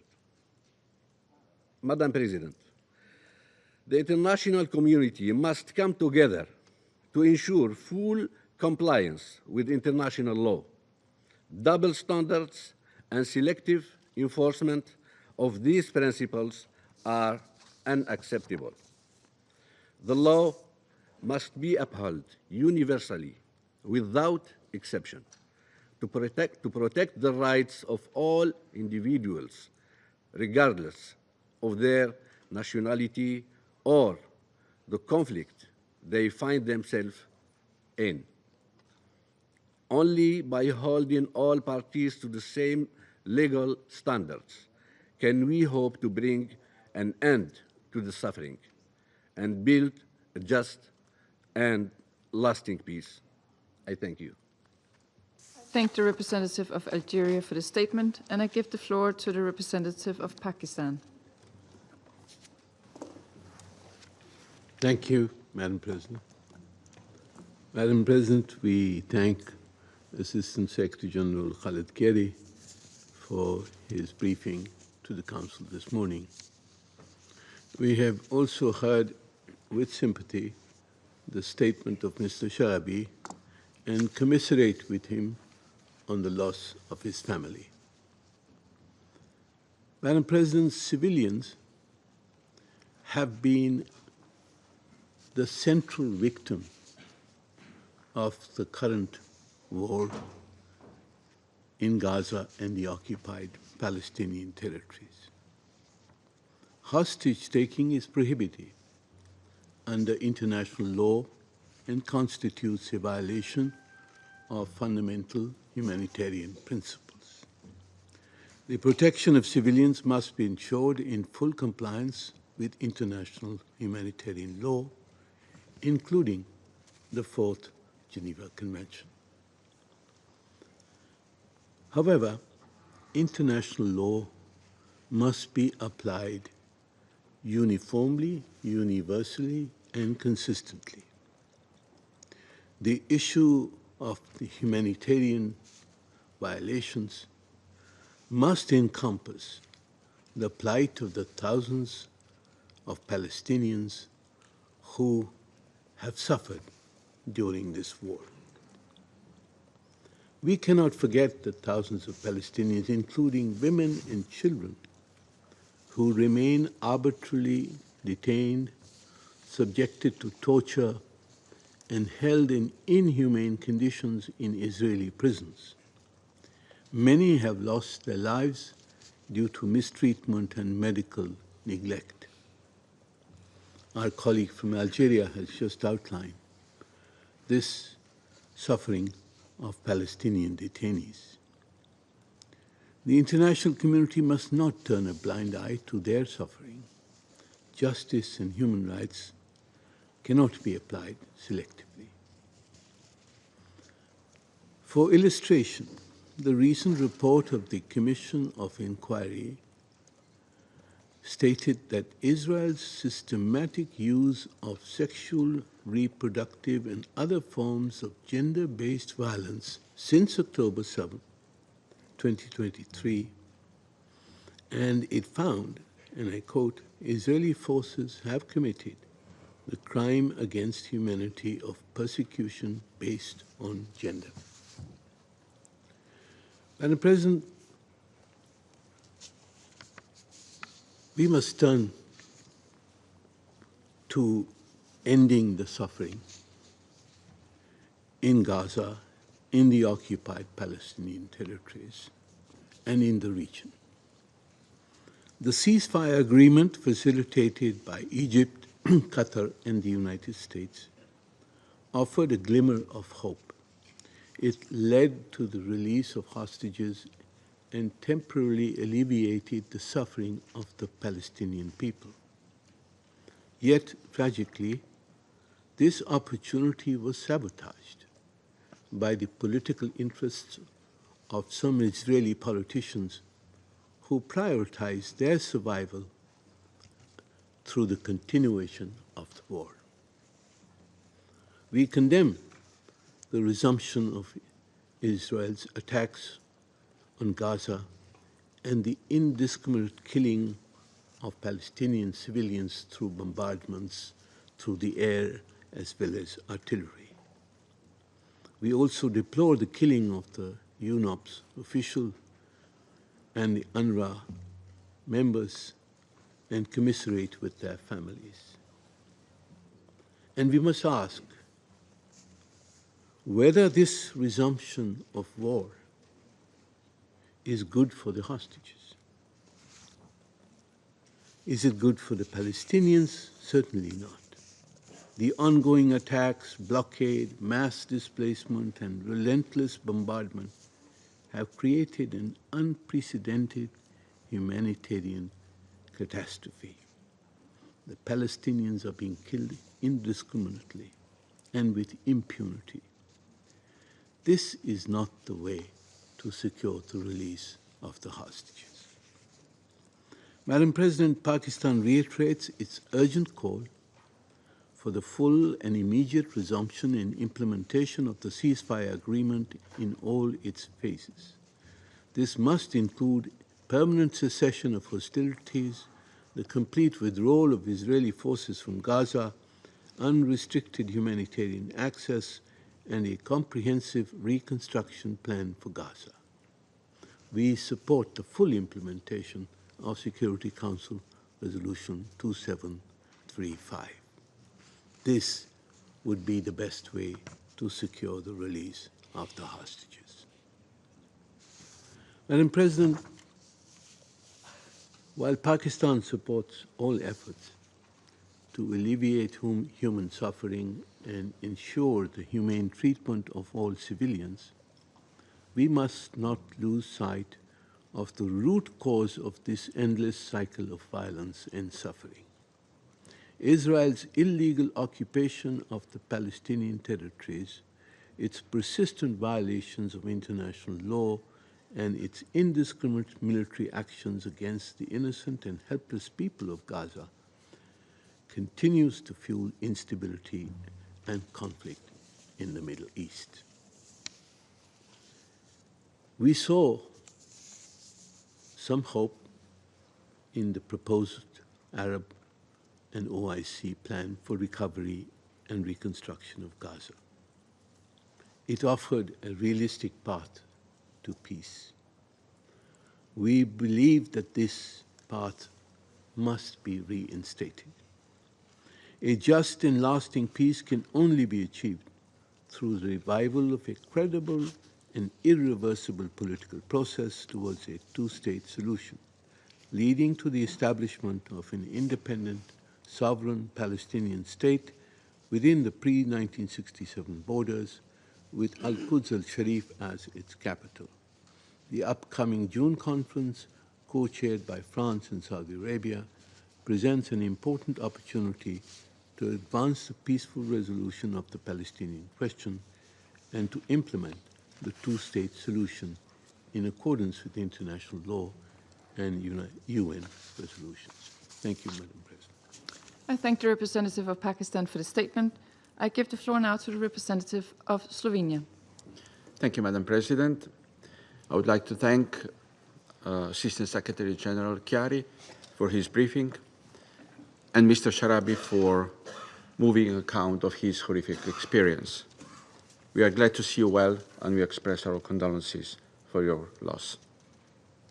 Colleagues, those who follow Council's deliberation in details will have noticed that Slovenia's tone evolved.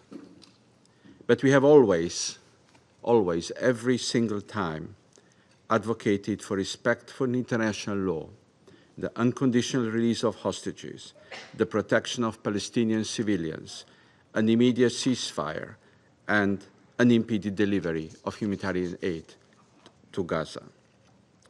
We have consistently claimed that people trapped in Gaza cannot continue to endure this terrible suffering, let them be Israeli hostages or Palestinian civilians. We always defended Council's action, also to ensure release of hostages. I want to recall the Resolution 2728, drafted by the 10 elected members and adopted by this Council last March. It contains a clear demand, quote, for immediate and unconditional release of all hostages, end of quote. Colleagues, we once again condemn terrorist attacks on October 7 and hostage-taking by Hamas and other armed groups. We are appalled by this violation of international law. Every hostage needs to return home and rejoin with their loved ones. They need to feel again the warmth of the sunlight. And ultimately, they need to see accountability for violations and abuses perpetrated against them, including those against Mr. Sharabi. During recent ceasefire, 25 hostages were released and the remains of 8 were returned. We welcome every life freed. We were devastated following the return of remains of those who died in custody, in captivity, in particular the Bibas family. We deeply regret that the negotiations to secure the release of the rest of hostages have not continued, and the process of finding a peaceful solution through dialogue has stalled. Will cutting electricity, halting humanitarian aid, or intensifying military operations truly bring the remaining hostages home alive, or will that put them in additional danger? We disagree that the return to fighting was a necessity. War is never a necessity, but a choice. There is no military solution to any conflict, and neither is to the one in Gaza. It is only peace that would bring hostages home sooner. The best option for them to enjoy freedom again is respecting the ceasefire agreement in line with Resolution 2735. We support it and joined the appeal by hostage Noah Argamani made here in the Council chamber a month ago for the deal to go on in full and completely in all the stages. We therefore once again thank and appeal to mediators, the United States, Egypt, and Qatar, to continue their tireless engagement. And we urge Hamas and Israel to return to negotiations table in good faith. Madam President, I would like to extend our condolences to all families and friends of hostages that have lost their loved ones. All remaining hostages need to be released immediately. This is our demand that we continue to voice since October 7. Hostages should be treated with humanity and with respect for the inherent human dignity, including during their release. The ICRC must be granted access to them. I repeat, suffering of hostages should never be a bargaining chip. Neither should humanitarian aid ever be weaponized. Finally, we fundamentally disagree with the notion that the loudest voices on human rights lost their voice. Not all of us. Slovenia proudly stands for human rights and protection of all civilians in all situations. And with this in mind, we cannot accept that the war in Gaza continues to be fought by sacrificing lives of Israeli hostages, Palestinian civilians, as well as humanitarian workers. Thank you, Madam President. I thank the representative of Slovenia for the statement, and I give the floor to the representative of Sierra Leone. Thank you, Madam President. I thank Assistant Secretary General Khalid Kiari for his important briefing. I also thank Mr. Eli Sharabi for his bravery in sharing his compelling personal and tragic testimony with us. Our deepest condolences on the loss of your family. We acknowledge the letters dated 14th and 18th March 2025 from the Permanent Representative of Israel to the United Nations regarding the plight of the hostages and their tragic humanitarian situation. As this Council focuses on hostage-taking today, one undeniable reality of this ongoing conflict in Gaza Strip is its devastating toll on civilians, both in Israel and in Gaza. Since the attack on 7th October 2023, hostages and civilians have endured extreme suffering with severe humanitarian consequences. The unacceptable attack resulted in the abduction by Hamas and other armed groups of 250 individuals, men, women, and children, ranging in age from 9 months to 85 years. Categorically, this act constitutes a grave violation of international law. Article 34 of the Fourth Geneva Convention explicitly prohibits hostage-taking. This prohibition has crystallized into a rule of customary international law, as recognized by the International Committee of the Red Cross in a study on customary international humanitarian law under Rule 96. While the first phase of the ceasefire led to the release of 38 hostages, some of whom tragically perished in captivity, we remain deeply concerned that 59 individuals are still being held hostage. Their condition, medical needs, and access to humanitarian aid are unknown, with the ICRC still being denied access.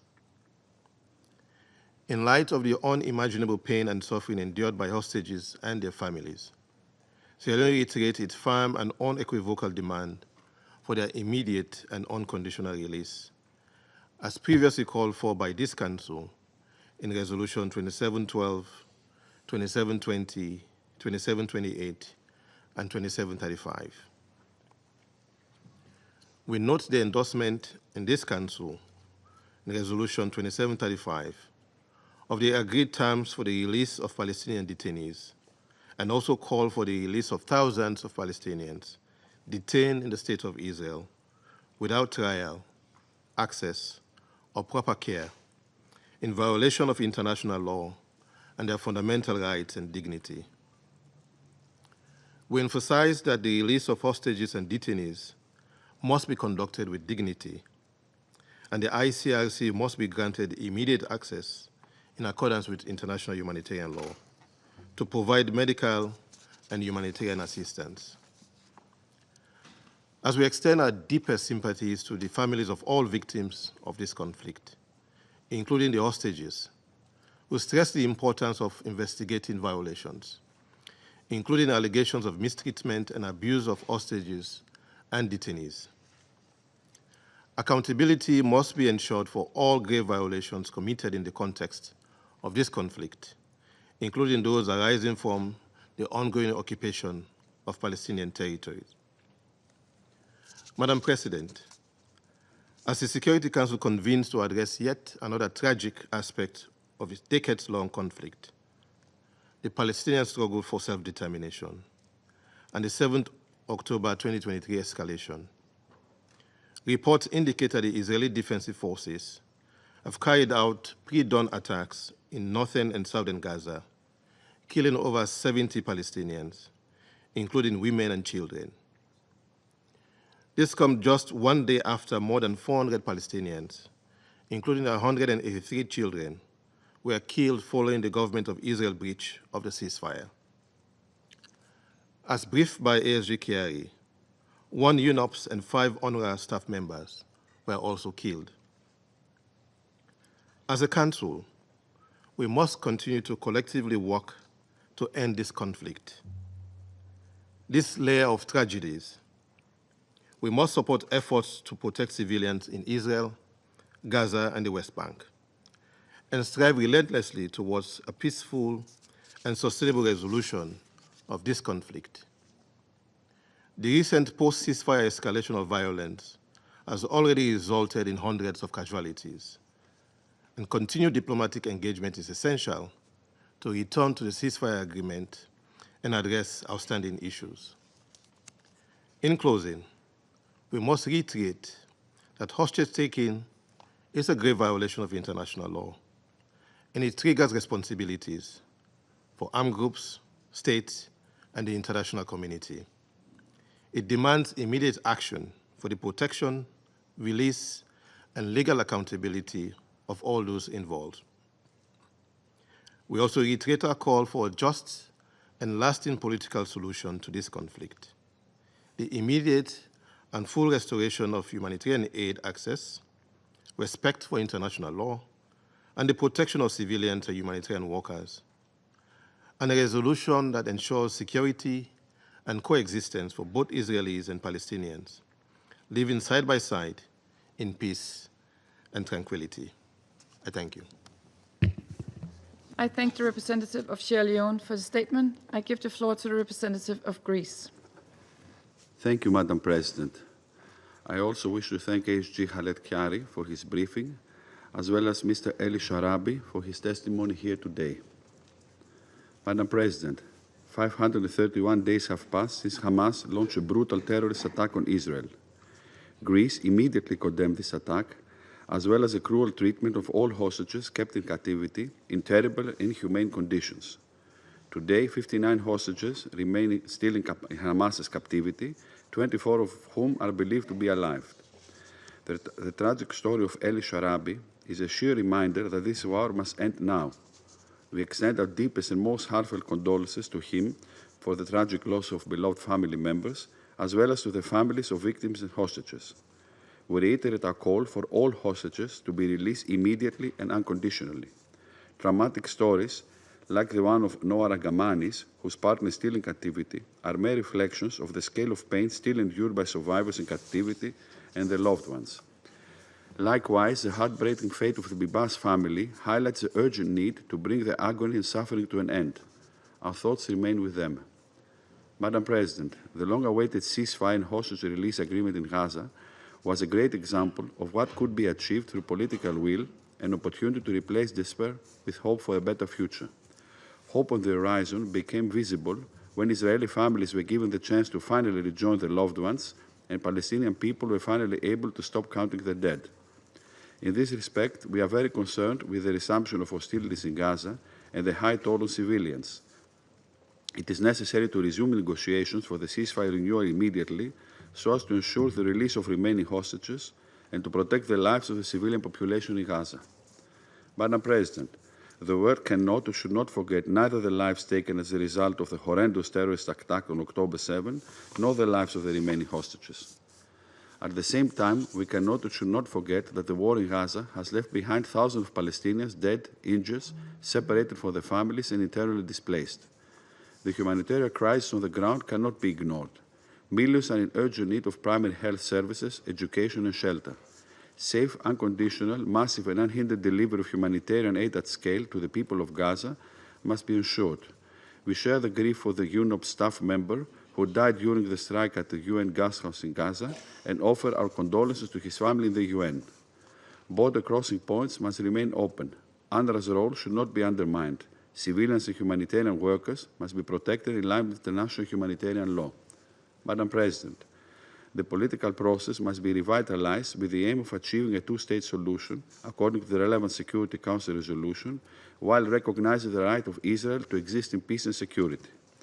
In this way, we look forward to an international conference to be held in June here in New York under the stewardship of France and Saudi Arabia as co-chairs. We welcome regional efforts to cohere around a single plan for the next phase in Gaza, and we stand ready to support and develop these ideas further. The Arab plan for the reconstruction of Gaza is a constructive proposal on the table and could help accelerate discussions on reconstruction, post-conflict planning, and on the day after. It is a good starting point, which requires further engagement with Egypt and other key Arab players. Madam President, the circle of violence must end now, and the hostages must be released without delay. It is evident by now that this conflict has no military solution. As we have stressed before, there can be no day-after scenario for the Gaza Strip with Hamas in power or in any position to threaten Israel. We cannot change the past, but we can start now and lay the foundation for the future. The suffering of both sides must come to an end. Neither the hostages and their families nor the Palestinians can afford to pull back from the ceasefire agreement. The deal must hold. Therefore, it is crucial for the parties to return to the table of negotiations and proceed to the next phase in good faith. Time is running out. The time to act is now. I thank you. I thank the representative of Greece for the statement, and I give the floor now to the representative of the Russian Federation. Спасибо, госпожа председатель. Благодарим помощника генсекретаря Халида Хияри за обстоятельный брифинг по ситуации, складывающейся вокруг заложников, удерживаемых в секторе Газа. Со скорбью в сердце выслушали трагическую историю Эли Шараби, потерявшего всю свою семью. Подобная жестокость не имеет оправдания. Выражаем вам наши искренние соболезнования. Скорбим также по всем без исключения погибшим в результате продолжающейся без малого 18 месяцев эскалации. Этот нескончаемый и порочный круг насилия необходимо, наконец, разорвать. Невыносимые страдания мирных жителей в зоне палестино-израильского конфликта не могут никого оставить равнодушным. Именно поэтому 19 января международное сообщество приветствовало установление режима прекращения огня между Израилем и Хамас, которое не только приостановило спираль насилия, унесшую жизни более 49 тысяч человек, но и привело к долгожданному освобождению удерживаемых в Газе заложников и содержащихся в израильских тюрьмах палестинцев. В ходе первого этапа сделки Израилю было передано 25 заложников, а также 8 тел в обмен на почти 1800 палестинских заключенных. Кроме того, за 42 дня тишины у жителей Газы, включая остающихся в заложниках израильтян, появилась надежда на спасение. Доступ в анклав был разблокирован. гуманитарная деятельность активизировалась, и структуры ООН рапортовали о наращивании гумпоставок на территорию анклава.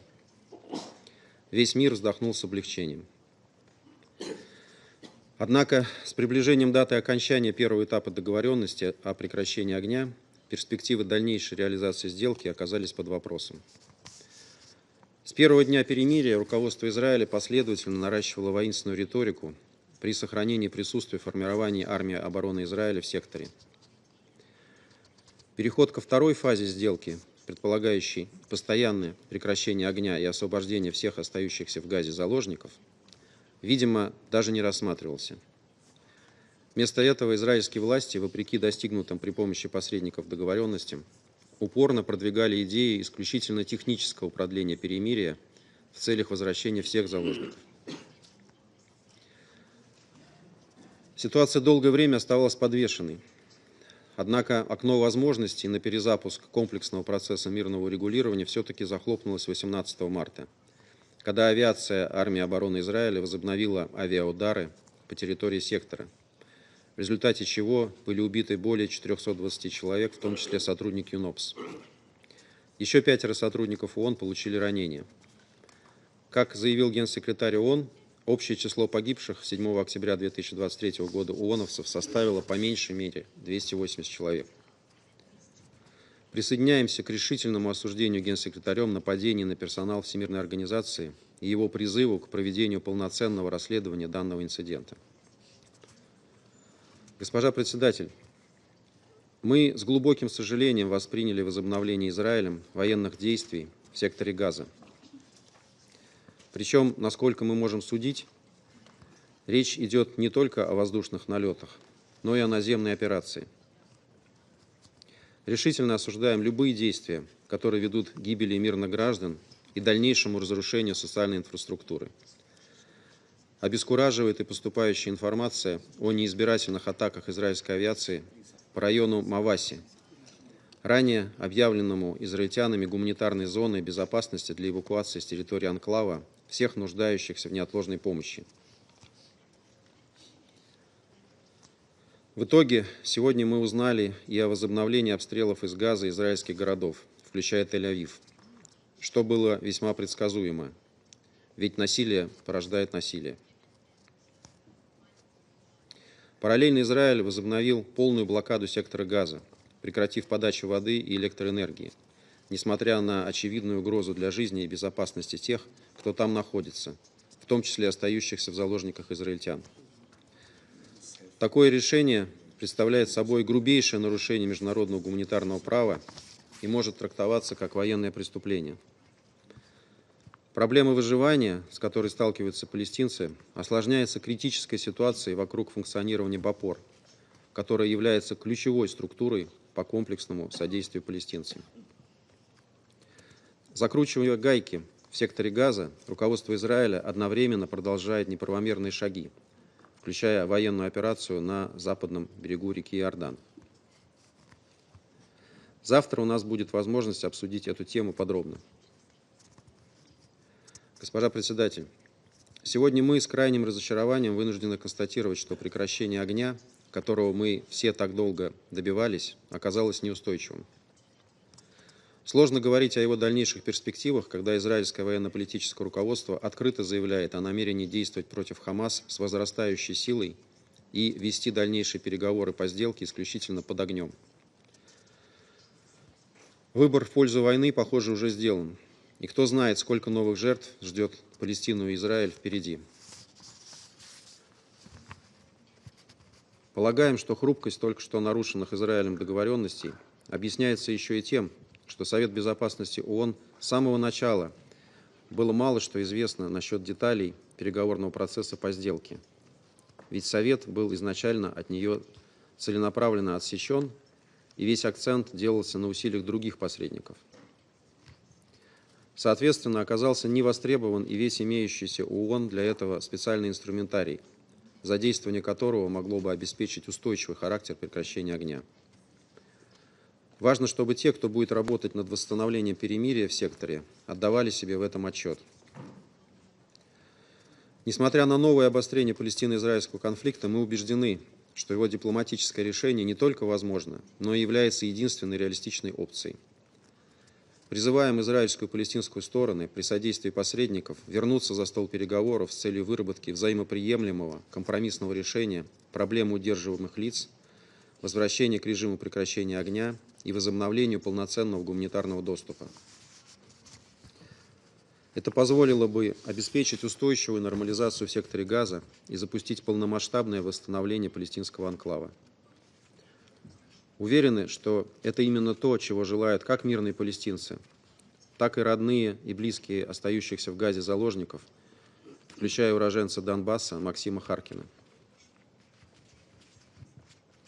Важно, чтобы к этому стремились все регионалы и международное сообщество в целом.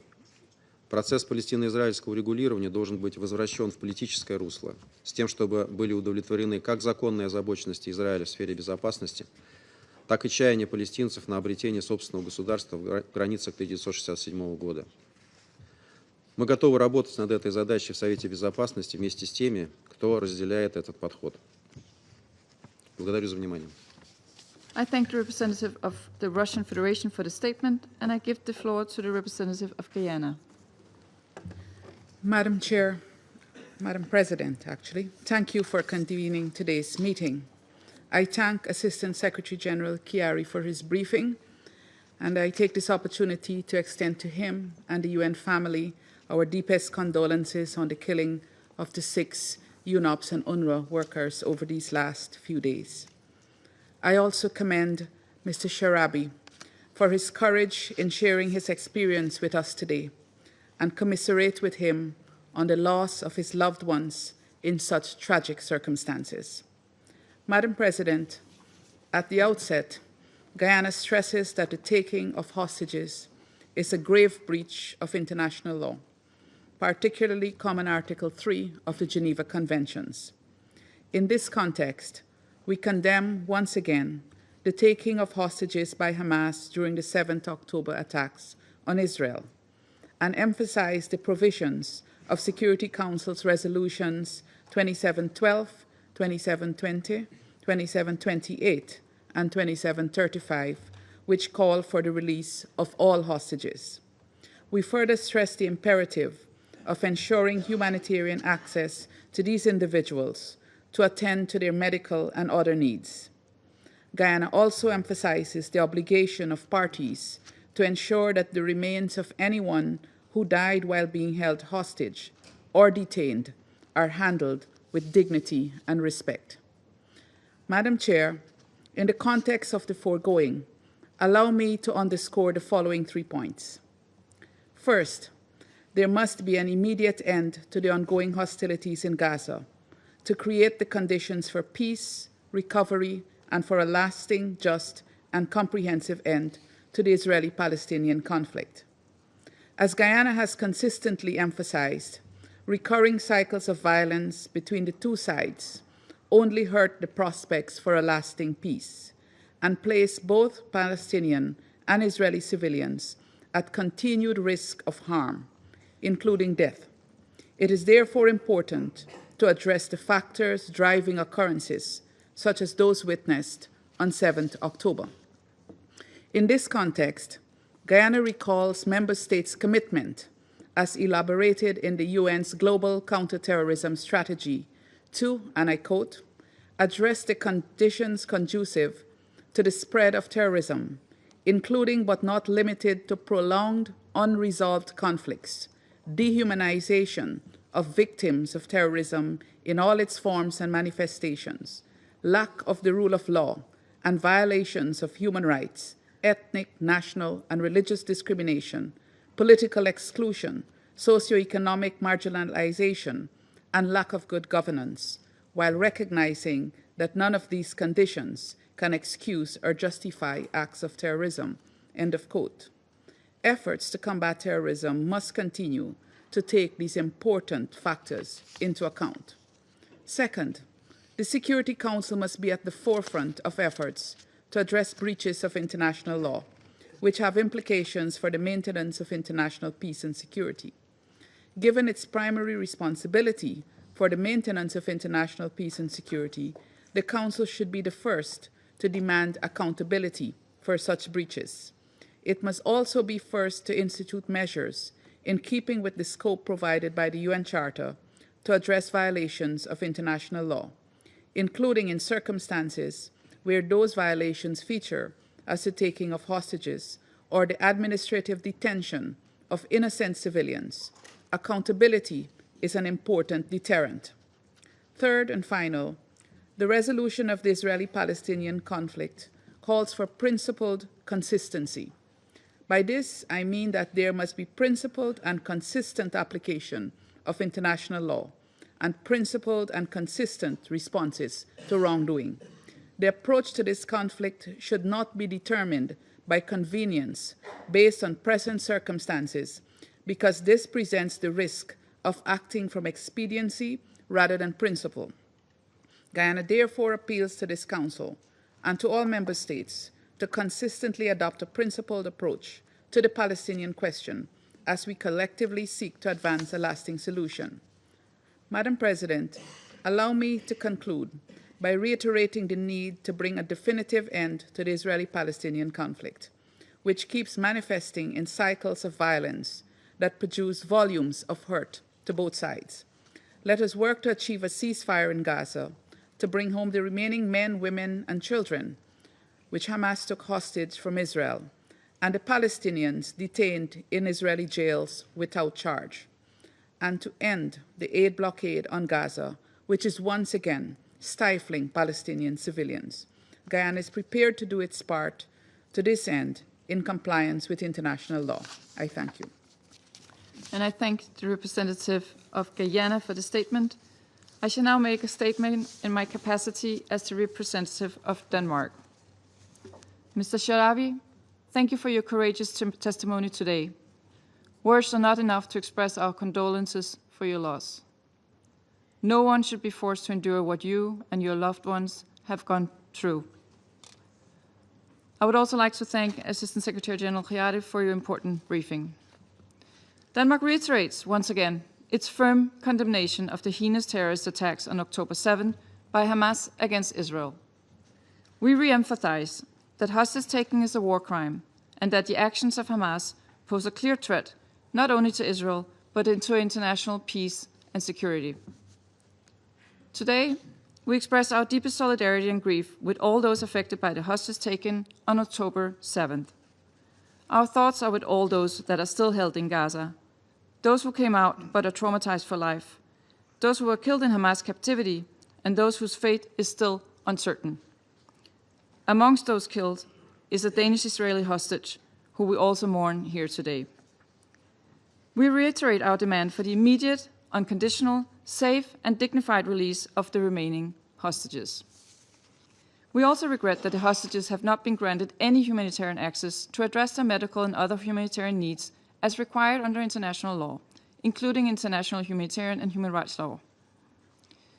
Colleagues, there's been far too much suffering since October 7th. Suffering of Israelis, in particular those brutally killed or taken hostage, as well as their loved ones. And suffering of civilian Palestinians. More than 50,000 people have lost their lives, most of whom civilians. It is time to break the cycle of violence. We deplore the breakdown of the ceasefire and the subsequent resumption of the Israeli airstrikes and renewed ground operations in Gaza with further devastation of the civilian population. Over the past few days, there are reports of hundreds of killed. We deeply regret the death of a UNOP staff member and echo the Secretary General's condemnation of all attacks on UN personnel. We call on Israel to live up to its obligations under international law, including the resumption on unimpeded entry of humanitarian aid to Gaza, and ensure that the basic needs of the civilian populations are met. In closing, the suffering we are witnessing on all sides is immense, and the urgency to bring about peace cannot be overstated. Denmark stands firm in our call for the immediate and unconditional release of the hostages and for a permanent ceasefire in Gaza, imperatives that can only be achieved through resumed negotiations. It is our hope that progress on this front will open the pathway towards a two-state solution. For the sake of those who have suffered, both those in Gaza and those such as Mr. Sharabi, and for those future generations of Israelis and Palestinians who deserve to live in peace. I resume my function as President of the Council. The representatives of the United States have asked for the floor to make a further statement. Thank you, Madam President.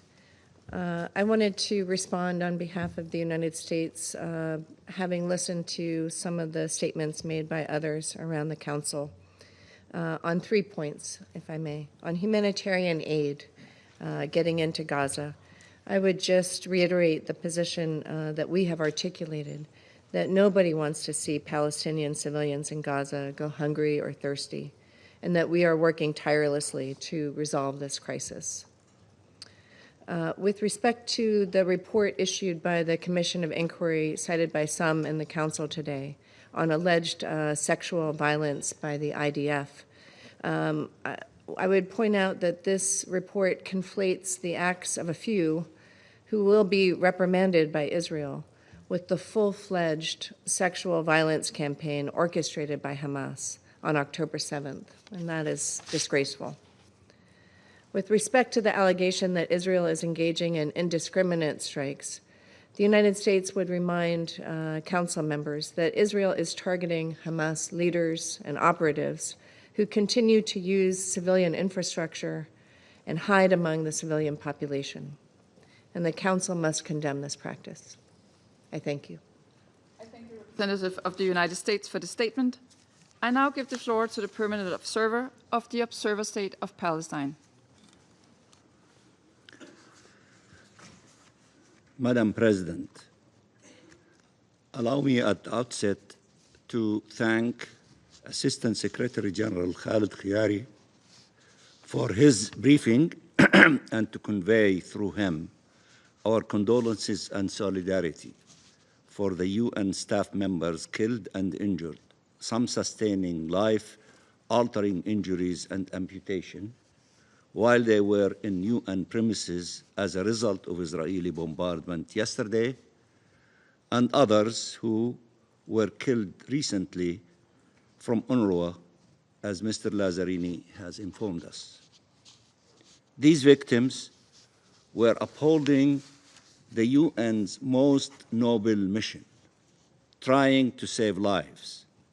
And as all humanitarians, they are having to do so at the peril of their lives. They were upholding the mandate conferred to them by this Council in its Resolution 2720. They are entitled to protection as Palestinian civilians are entitled to protection, and both are being blatantly deprived of it. This demonstrates yet again the indiscriminate nature of Israeli attacks. Allow me also to acknowledge the testimony of Eli Sharabi and present our condolences for his loss.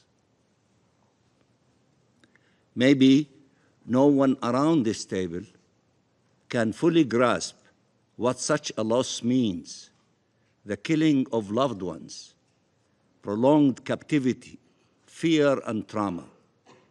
But Palestinians, us, can. We understand this pain because we live it. They endure it every day. Entire families obliterated in massive and indiscriminate bombardments. Children shot by Israeli snipers in the head and in the chest. Communities uprooted by force. There is not a single Palestinian family that does not have a loved one killed, wounded, detained, or displaced. And they have been enduring these horrors and injustices for decades, even though they reached an unprecedented scale in the last year and a half. When confronted with such loss, either we pursue justice or vengeance. Justice ends suffering. vengeance perpetuated.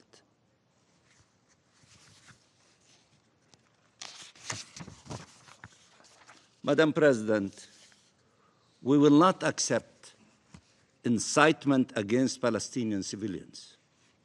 We will not accept excuses for their killing and maiming and torture. We will not accept justification for collective punishment.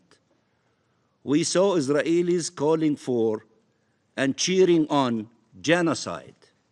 We saw Israelis signing bombs to be dropped on the heads of Palestinian families. We saw Israelis block humanitarian aid to a starving population. We saw Israelis attack innocent Palestinians. But we do not attribute these acts generically to Israeli civilians, nor do we use these actions as justification for indiscriminate killing and maiming and for dehumanizing and punishing millions of people. We have a right to life too, a right to liberty and dignity, a right to live in peace in our ancestral land. Till when will our people have to suffer from the inability to see Palestinians as equals, to acknowledge their suffering and their loss, to remember that around 1 million Palestinians have experienced captivity, that many died while in Israeli jails, killed or left to die? Not a single Palestinian family did not have a Palestinian that visited Israeli jails. Not a single Palestinian family. Israel arrests our children, our doctors, our teachers, our workers, family members, bystanders, parliamentarians, academics, human rights defenders.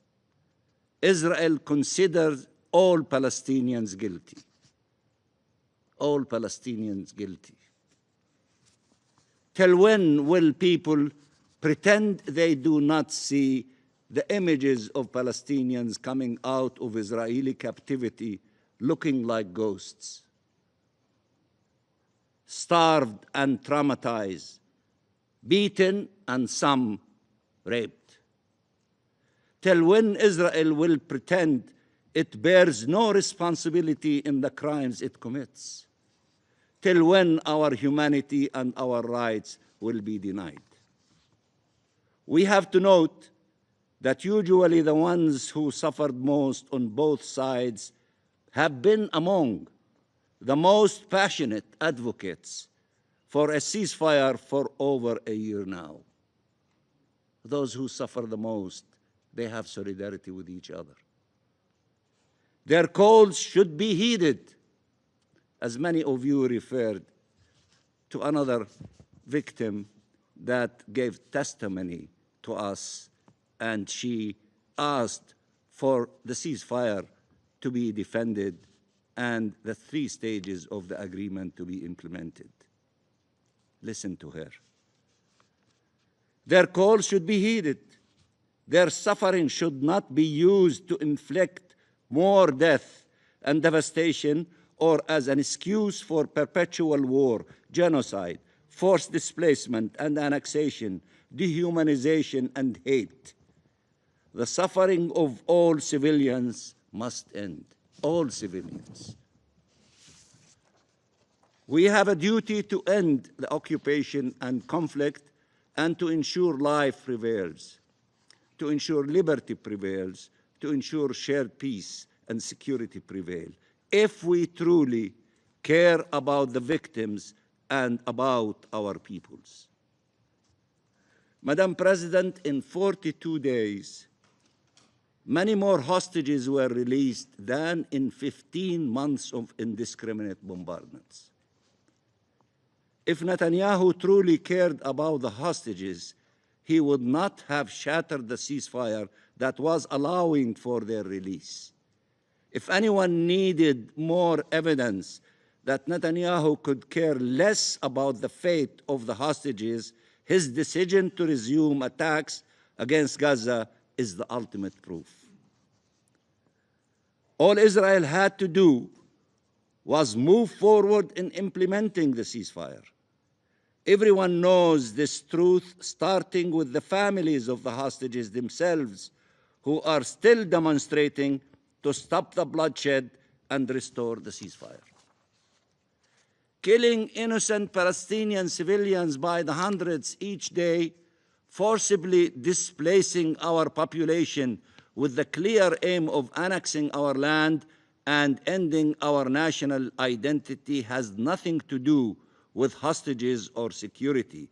It has everything to do with the attempt to destroy the Palestinian people as the means to seize their land.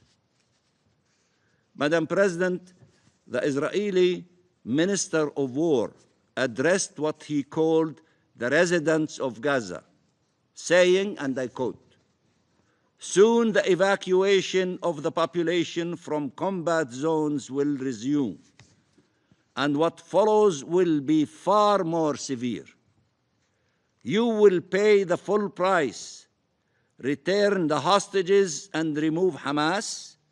The alternative is total devastation." End of quotation. After having confessed to weaponizing humanitarian aid, Israel is also confessing to its policy of collective punishment, indiscriminate attacks, and of wanton destruction and devastation. The Israeli government cannot speak of humanity nor denounce barbarism, not when it kills 400 Palestinians in one night, including over 150 children, representing one of the largest single-day child death toll in the last year. Not when it killed 50,000 Palestinians, maimed over 100,000 Palestinians, and destroyed the lives of 2 million people. Not when it is starving our people. Not when it is forcibly displacing them.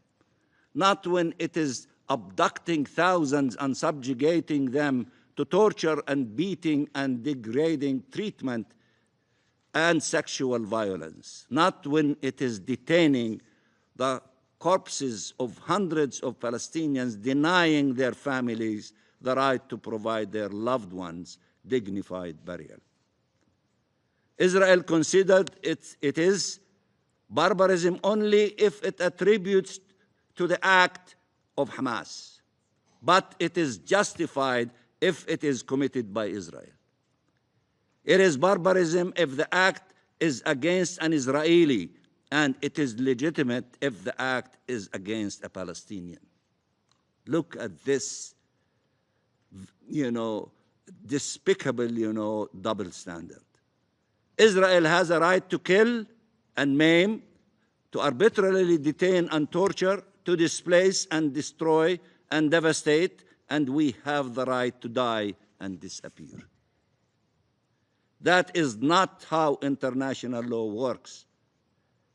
There are prohibited actions regardless of the identity of the perpetrators and regardless of the identity of the victims.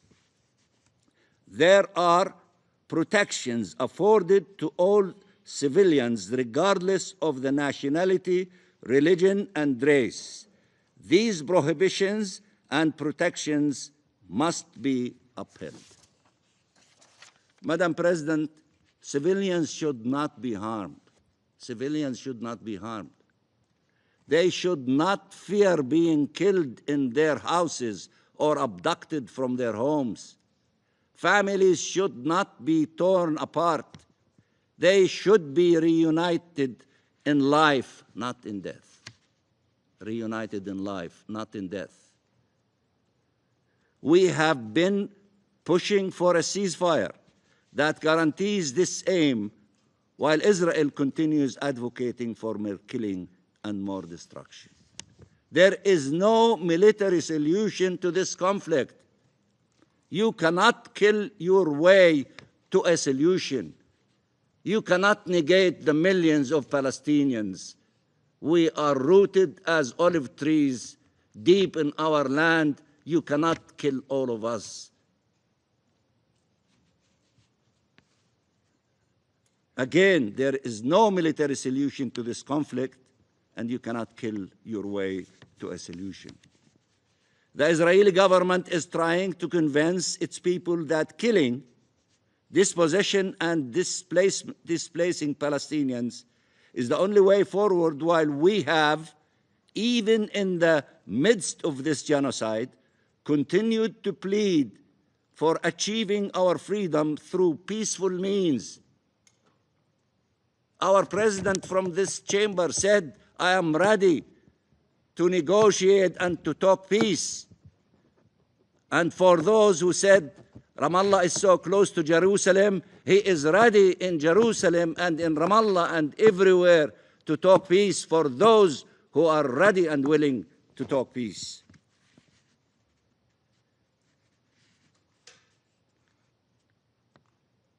Palestinians is the only way forward, while we have, even in the midst, as I said, of this genocide, continued to plead for achieving our freedom through peaceful means, for respect for international law, for two states living side by side, as many of you state very often, for shared peace and security. It is for every government around the world to choose now the vision they will rally behind and to use all means available to them to see it prevails. Both sidism and balancing acts will not cut it. You have to decide. You cannot play both ways. The fate of millions of people cannot be left to the decisions of this Israeli government that caters far more to the political survival of Netanyahu than the survival of hostages, that wants to get rid of the Palestinian people and steal Palestinian land, that wants to render occupation permanent and peace impossible. The ceasefire is a test. Failing at it means only prolonging the agony and suffering caused by today's horrors, but setting the stage for horrors to come. It is a test we cannot afford to fail. We have to defeat this option. Peace is the only option available to us, to them, and to all of you. Help us to move in the direction of peace and away from the direction of killing and war. And I thank you very much, Madam President. I thank the permanent observer of the Observer State of Palestine for the statement. I now give the floor to the representative of Israel. Thank you, Madam President, and thank you to Assistant Secretary General Chiari for your briefing today. I would like to thank the United States, the UK, and France for calling this important session. Before I begin, I want to thank Eli Sharabi for his courage today. Eli, there are no words that can begin to describe the strength it takes to be here after everything you have endured. None of us can truly comprehend the pain, the suffering, the loss you have endured. The torment of 491 days in captivity, the terror of returning to a home that no longer exists, the weight of knowing that your entire world was taken from you. Yet, despite all of this, you sit here today, not for yourself, but for those who remain behind. For over 530 days, 59 innocent men, women, and children have been trapped in Hamas captivity. Many of them are barely holding on to life. Unfortunately, some of them have been murdered, and Hamas has not let the world see a single one of them.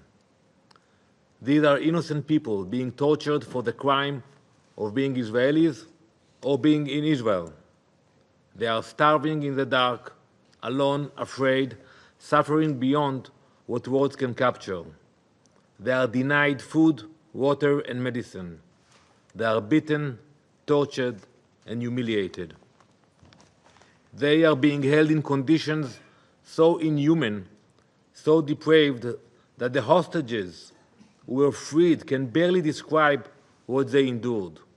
The cruelty here is not just from Hamas. It is also from the silence of the world. Eli Sharabi testified before you today and laid bare the horrors of his captivity. He described the torment he endured and spoke for the other hostages still in Hamas's hands. Now the question that demands an answer is this: where is the world? Where is your outrage? Where is the international outcry for their release? Where is the demand from every nation to bring them home? Since October 7th, you have passed 77 resolutions in this chamber. There has not been a single resolution condemning Hamas. Meanwhile, there are those in this chamber who refuse to even mention the hostages. Algeria, you have spent months in this room condemning, accusing, and criticizing Israel. But when a human being sits before you today, after enduring the worst of humanity at the hand of those you defend, you could barely acknowledge his presence. You couldn't find the decency to even say his name. That is outrageous. And the world can see it. For 530 days, you have erased the hostages. You have spoken about Gaza without mentioning the crimes of Hamas. You have debated humanitarian assistance without acknowledging the humanitarian crimes Hamas is deliberately inflicting on the hostages.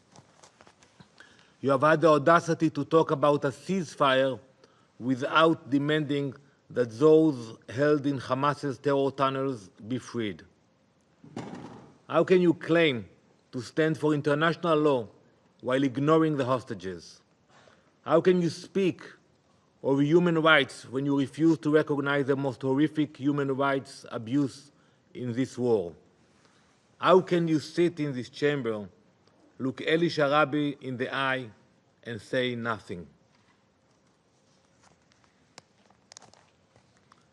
The massive amounts of humanitarian aid that Israel has facilitated, coordinated, and allowed into Gaza have reached every segment of the population except one: the hostages. While Gazan civilians benefit from food, medicine, shelter, and support, these innocent individuals languish in conditions that defy human comprehension. Those hostages have not seen an ounce of that aid. Think how many trucks, how many containers. We listen to you, Eli, that you got a quarter of a pita a day. There are so many on this council, you, who never fail to scream for more aid, more trucks, more shipments, more access, yet you have never once demanded that a single piece of that aid be delivered to our hostages. Not a single word has been spoken. Not a single demand has been made. Not a single resolution has been passed insisting that those in the most desperate need of humanitarian assistance actually receive it. The UN's inaction on the plight of the hostages is a moral collapse of the highest order. To be clear, it's not just this council that has failed. The entire UN system has forsaken its responsibility. So many agencies that claim to be the protectors of humanity have abandoned the hostages entirely. Where was the Security Council?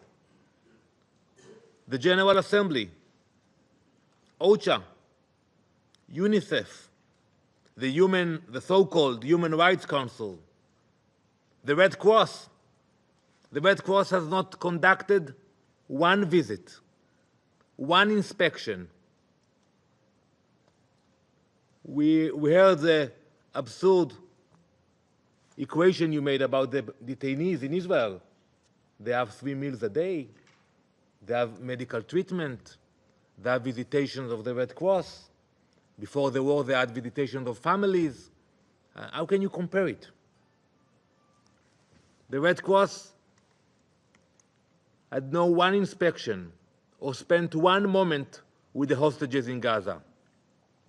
And yet, for 530 days, the Red Cross has continued to act according to Hamas's playbook. Colleagues, there is one absolute certainty in this situation. The war will not end until the hostages are freed. Israel did not choose this war. Hamas did. It was Hamas that invaded Israel and Eli's home. It was Hamas that slaughtered our people, and for 3 months it was Hamas who stalled negotiations. Hamas was given the chance to extend the ceasefire. Hamas was given the opportunity to bring relief to the people of Gaza. Hamas was given a choice, and they chose war. Therefore, Israel has resumed its military operations against Hamas with increasing force. The IDF is striking Hamas terror targets throughout the Gaza Strip. Terrorist infrastructure, weapons stockpiles, and command centers are being dismantled. This will continue. This will continue until every last hostage is home. This war does not end with hostages left underground. This war does not end until Hamas is defeated. The choice is simple. If you want a ceasefire, then pressure Hamas to release the hostages immediately. Madam President, Eli Sharabi should not have to be here today. He should have never been taken. He should have never been starved, chained, and brutalized. He should have never lost his wife, his daughters, his brother. And yet, here he is, a survivor of the worst of humanity, asking the world to save those still trapped in that nightmare. I ask you to take a moment and reflect as we speak here today. There are 59 Eli Sharabis underground, desperate for freedom. Imagine their faces. Imagine their screams and their cries. Imagine what they would say to you today. Will you listen or will you look away? Because this moment will not be forgotten. There is no neutrality here. There is no middle ground. There is only right or wrong. We will never stop fighting for the hostages. We will never abandon them. We will never sit idly by as terrorists hold our people as trophies. We will bring them home, all of them. I thank you, Madam President. I thank the representative of Israel for the statement. There are no more names inscribed on the list of speakers. The meeting is adjourned.